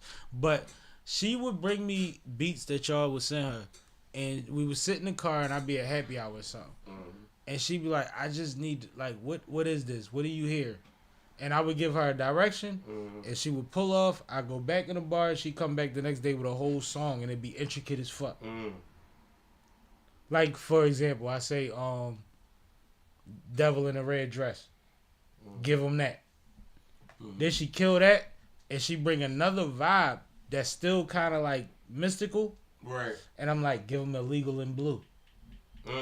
What's that? Different. It's a movie. This is the situation. Blase blah woo woo. Everybody's used to Devil in a Red Dress. Give him Illegal in Blue.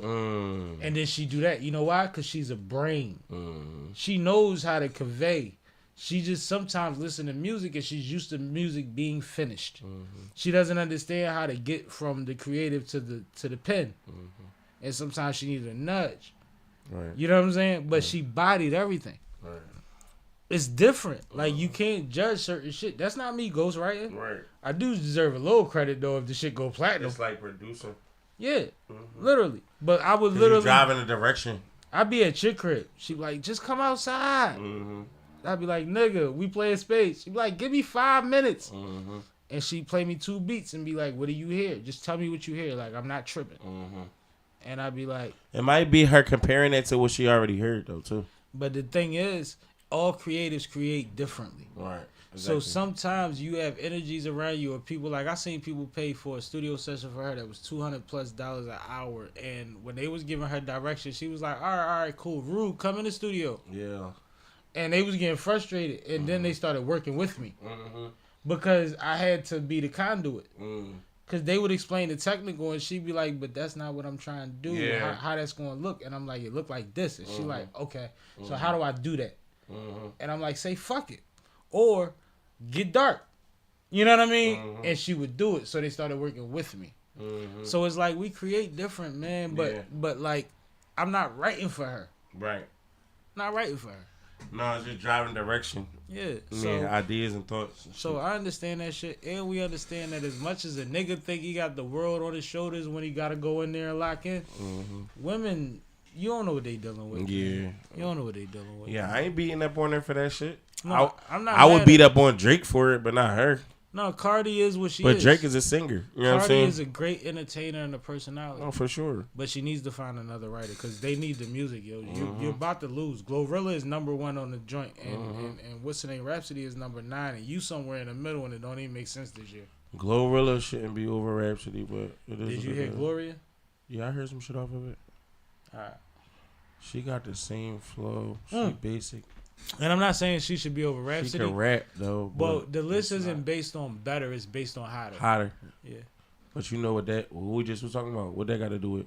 I just watched a great interview from Rhapsody with Sway and them, where she freestyled over the Kendrick shit and had a good conversation. And I love Rhapsody every time she opens her mouth and she she's fire. rapping or talking. Like, I love her.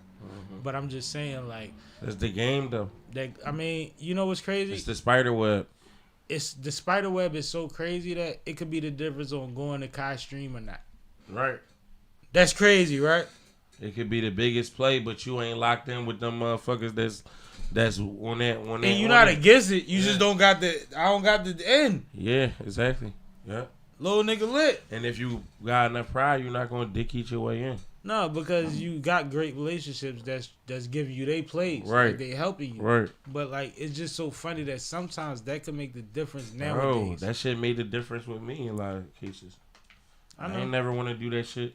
Like, I never was going to go try to hop in nobody's team or nothing. I was rocking with my niggas. You know what I'm saying? Mm-hmm. I know of niggas and all that shit, but I ain't never go try to hang around niggas just to be a part of it. You know what I mean? Unless niggas ask me to be that. You know what I'm saying? So, I get it. What did chat say? Because I know it went crazy a little bit when we was talking about it. No, he was good. It was at the Gloria last time. We good? Yeah. You don't want to read none of that. NFL updates? Sure. You okay, K? Yeah. Okay, K. Who was that? It was a Southern artist. I think he was with Wayne. Was it? Okay. That was what's her name? Lil Jon. No, Was that it? was No. Scrappy. Yeah, I think so. Yeah, That it was was Scrappy. somebody from the South. For sure. I was about to say somebody else, but that was Scrappy. Alright. Let me get to it. Here we go. Scrappy used to always talk like I felt. Week 14 of the NFL is underway. I just felt like he was always yelling. And He was always talking about fucking shit up. That's how I felt. But Week 14 of the NFL is underway, and the week started off with the Lions beating the Packers 34-31. Steelers beat the Browns 27-14. Saints beat the Giants 14-11. Dolphins beat the Jets 32-26. Jaguars beat the Titans 10-6. Vikings beat the Falcons 42-21. Eagles beat the Panthers 22-16. The Bucks beat the Raiders 28-13. Seahawks beat the Cardinals 30-18. 49ers beat the Bears 38-13. The Rams beat the Bills 44-42. The Chiefs beat the Chargers 19-17. And the Bengals and the Cowboys are currently facing off. It is 7-7, and the second quarter just begun. we on that in a minute. Yep, that's going to be a good game. So overall, we are getting towards the end of the season, and one thing that is very interesting to me is the Vikings and the Rams are actually good. Yeah. And I had no idea that this was going to be the case. I had a coworker that's a Rams fan. It's disgusting. Yeah, so overall, I'm trying to get up You the know how I've standings been. right now. I used to be a 49ers fan when I was a kid. I think everybody was at one point. Nah, that was an era. That's younger than us. Younger than me. My brother was. Yeah. The Jerry Rice era. Yeah. Yeah, That's what I'm Rice. saying. He younger than me. Man, Young, I think it was. Steve Young. Yeah, not Joe Montana. That was before my time. But I used to play with Joe Montana on the games when I was a kid. That's how I became Steve Young. I was a fan of all that shit through all the games. The funny thing is, I had a name, Rice, right? That was strange to me because it was a food or whatever. And every athlete named Rice, I just fuck with. Right, because Like, there's a Glenn lot of them Rice. that's sturdy. Glenn Rice, Jerry Rice. I just You fuck should with. study the So- lineage. There might be some connection to it. No, I seen it on Roots. There's a plantation named that shit. Damn. Yeah. Yeah, it's real. I do want to get back to the football. I'm laughing at Kay. She be like, damn, Sammy, you done fucked up. This is Damn, Sammy, you done fucked up. We was on topic, but damn, Sammy, you done fucked up. Nah, we be doing it. We be drawing. So, of course, That's when we part look of at the NFC, the Lions are still leading the way because they only have one loss, of course, to the Eagles. But the Vikings are right behind. They are still 11-2, which is shocking to me. In addition to that, we were just talking about the Rams. While the Rams' record doesn't necessarily look that great, they're only 7-6. Right. In recent games, they have been playing very well together. Yeah. So they're definitely still worth talking about. And as we move forward going into playoffs, I think it's going to be interesting to see where they land. Outside of that, of course, you have the Eagles. The Commanders pulled out another win, so they're still another wild card contender. It's crazy.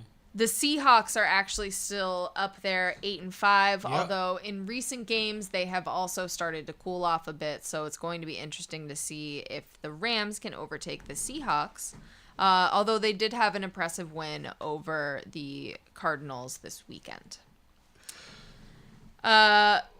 Switching over to the AFC, Bills. No. Let's pause for a moment. Okay.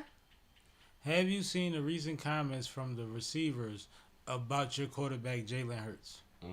Yes. In the wake of wins, they're saying that he is throwing bad and horrible passes and making horrible decisions. Are you seeing that? Yes. What do you think about that? So let me be honest. There were quite a few open targets. She knew that's what I was trying to get to. Yeah, that were very tried to clear. skip right over it. She funny. I watched you do it like, that was... You see I'm wearing my I'm just basketball looking today, at him not like, my yo. Jalen Hurts sweatshirt. Like, you yeah. real good at what you do, girl. That was crazy. He definitely grabbed the back of your hoodie like, come here. Like, nigga, what Definitely we did. doing? So I gotta admit there were quite a few open targets, especially for AJ Brown. Some bad throws for Devonta Smith, and it's going to be. I'm not surprised by their frustration. Let me be clear. Especially in recent weeks, we have been relying so heavily on the run and pounding the run down people's throats to the point where even if These it niggas doesn't ain't work, gonna be able to fulfill the their contract entire obligations. first half, we continue to do it the entire second Yeah, when half. I watched the game against... If you're a what's it called? receiver It was with a lot of bonuses pressure. in your contract, you're not gonna get none of them. No. I mean, we actually throw the least amount of throw attempts in the entire league. How about this though? The public, like, we know the locker room conversation and we know what we say publicly. Does saying it publicly show us that they don't fuck with each other? Yes. But I think that we already knew that they didn't fuck with each other. No, like literally, like, we can't go out to brunch and figure it out type of don't fuck with each other. But we knew that this team. You know what I mean? Buy me little Rolex, We little quiche. We be alright. We knew that this team had personnel issues. That was part of the problem last year. We knew that some of the folks on the team were not getting along with others. I think that Saquon Barkley came in and put a silver lining on things for the fans. But at the end of the day, the team dynamic was not necessarily improved. Jalen Hurts just had an out. I think at the end of the day, Jalen Hurts and some of the other team players are not necessarily getting along. I wouldn't be surprised. This may sound crazy. If somebody hit somebody. I wouldn't be surprised, depending on the outcome of this year, if the Eagles decide to part Trade ways someone. with Jalen Hurts. With the contract, that does sound crazy. But I don't know. It just all feels weird, right? Because we know that AJ is one of the best in the league, if not the best, right? Mm-hmm. And then you watch week after week. No, season after season. Motherfuckers get by the skin of their teeth just doing the bare minimum. Am I tripping? And it's like, that doesn't benefit anything that I bring to the situation. Right. And to be clear, if Saquon Barkley gets hurt tomorrow, our offense has to scramble to figure out a new identity. Like, when you run an entire offense surrounding one key player, and that player is a running back, no less. Well, nothing against running backs, but it is a position that you get hurt in a lot. Well, y'all have a unique situation with the Eagles where y'all run 2 or 3 running backs as, like, back-to-back, like 1A and 1B. to where But we much as haven't Saquon recently. touches the ball all the time, what's my man name? Gainwell. Gainwell. Saquon will give you 3, 5, 7, 3, 2, 4, and then Gainwell will get you 15 in one joint. But Gainwell has been delegated to a very small amount of downs in our recent games. That's part of my point. But the bottom line is, at the end of the day, it's about strategy. Like, you can't win a fight just throwing a jab all night. Like, we got to mix this shit up. Like, so... It's going to get predictable. The playbook going to have to get different. Yeah. So is this season any different from last season in your purview at this point of the season? I think our saving grace this season is our defense has it together at this point. Our O-line... is that a plus as opposed to last season? Is that what you're saying? Yeah. Okay. I think our O-line is also playing very well to allow for all of these runs because it does get predictable and you need that block in order to be able to get any of this off. Yeah. So I think that those two things are currently our saving graces. I think that we are somewhat still on, a bed of straw, and who knows what little piece might send us flying through the floor, but we'll see. I still have hopes for the season. I do think at this point we could be contenders if everything stays okay. Somebody at the door? No, that was me knocking on wood. Okay. So, last question, because I don't think you answered this. Is the receiving core having a problem with the quarterback a problem with the rest of your season? No. Not if we win.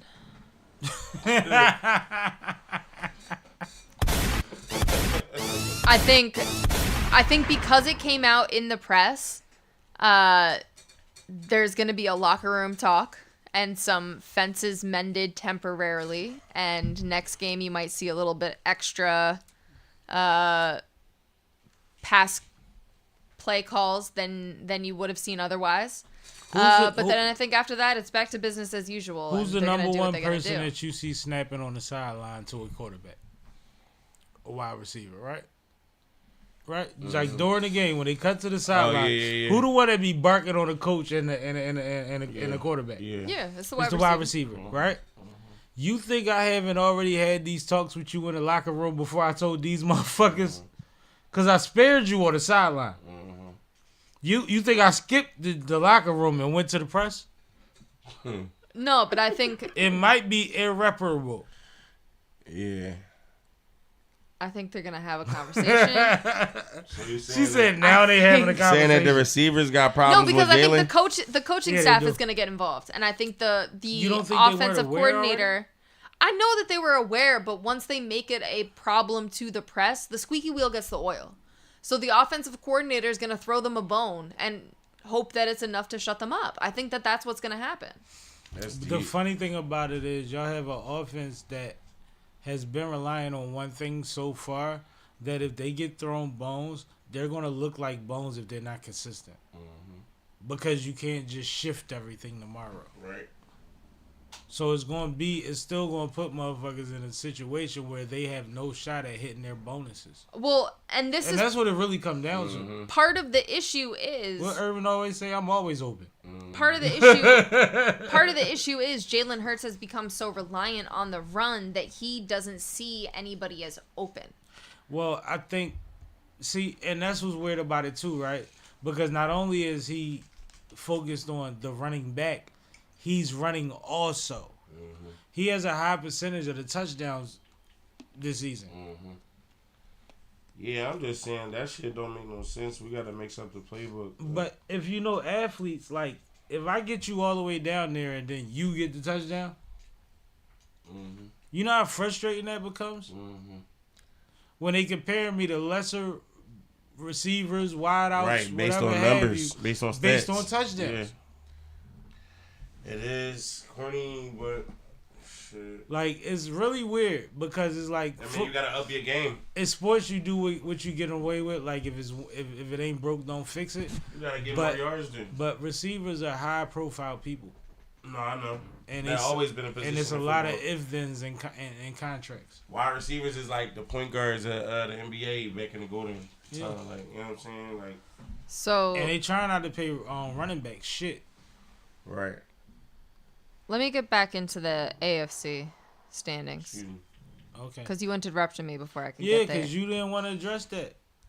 It's not that I wasn't going to address it then. You're right. Yeah.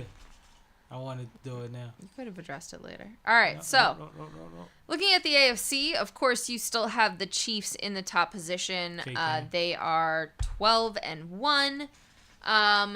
And with the Bills' recent loss yesterday, they are now 10-3, which means the Steelers are tied with them for that second spot in the AFC. The Steelers are also 10-3.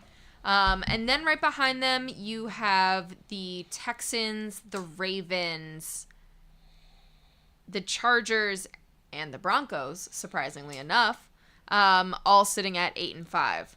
Out of those teams, the Chargers have actually been playing pretty well. The Texans are still a contender, in my opinion. And the Ravens, of course, you can never count them out with the star-studded lineup that they have. The Ravens are excited that they're not somebody that would have to open up against the Steelers because the Steelers got their number. Yeah. And we all know that. They want to keep their record in a position where the Steelers is not how they start the playoff. Mm-hmm. That's a fact. Mm-hmm. Am I tripping?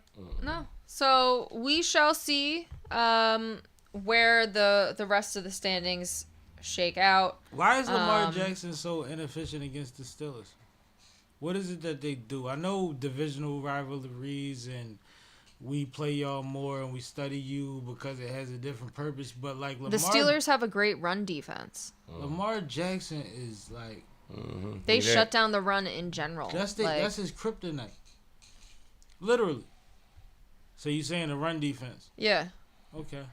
They shut down the run. Their O-line is top, or their defensive line is top notch. Shout out to Mike Tomlinson. So I think that's mostly what it is. All right, but it's weird, yo. But I'm telling you, when that's you know how you read a bunch of stats or whatever have you, and it's like what stands out to you. That's what stood out to me was that they ain't got to worry about them in the first round because they're 8-5. You see what I'm saying? All right, crazy. that's it for my NFL update. So it's been a great show. Yeah. Been a Stone Cold Groove. We'll get on y'all later. Shout out to everybody in the chat. Shout out to everybody that's been sharing the clips and responding and commenting and making sure people know we out here, man. We appreciate y'all. We only getting bigger, baby. And I ain't a battle rapper, so I can say that. Oh, did he? See? I knew you was going to do the weird shit. Kay, anything you got to say before we get out of here? What you got coming up? What's going on in your world? I do got the freeze coming up this weekend. So if you're looking for something to do with your family in the Philadelphia area, check out Fishtown. We have a free hop-on, hop-off trolley that'll be running all day long from 12 to 8. That's different. On Frankfurt Avenue as well as East Girard. We also have a special shopping deal where the more shops you shop at, the more you save, going all the way up to 15%, and then you get that discount throughout the rest of the day. And of course, all of this is paired with the Fishtown Freeze Ice Sculpture Extravaganza. We have 3 different live ice carvings at various locations throughout the neighborhood. You can hop on the trolley to get to each one. And other sculptures at various businesses. There's 3 different Santa sightings, a whole bunch of fun family-friendly activities. So come on out to Fishtown this Saturday, December 14th, and the shopping sales continue on to Sunday as well. Cash, anything from you, brother? Shout out to Kay. The event she put on is dope. Super Absolutely, let's do that.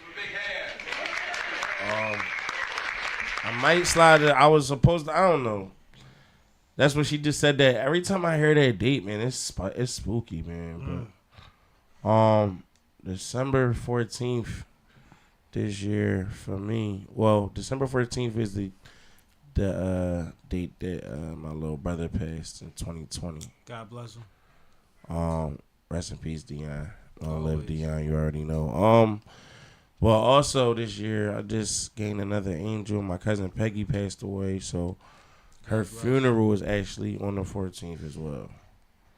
So I gotta attend that, and then I was supposed to go to K Shark Card, even though I wasn't battling. I could just perform, and you know, they got the rematch with Tay Rockin' on there. That was on there. That was supposed to be on there on the previous battle. I was supposed to do that too. So I don't know. It depends on how I feel that day. I'm definitely going to, you know, pay respects, but I don't know. It's like I have to balance my energy off that. You know what I'm saying? But December 21st, man, CCASH versus Clutch Time, Vibes Beneficial versus Torch Gunna. That's a good joint. Gates of the Garden. You know what I mean? Shout out to Dre and CeeLo.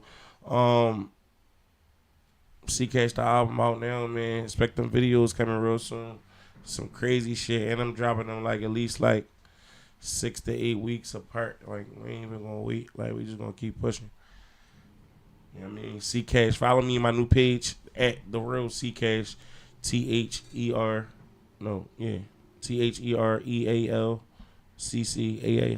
TherealCCASH. No signs on none of that shit. I got a new page or whatever, so. And expect me here fucking with this dude every Monday, 6 p.m.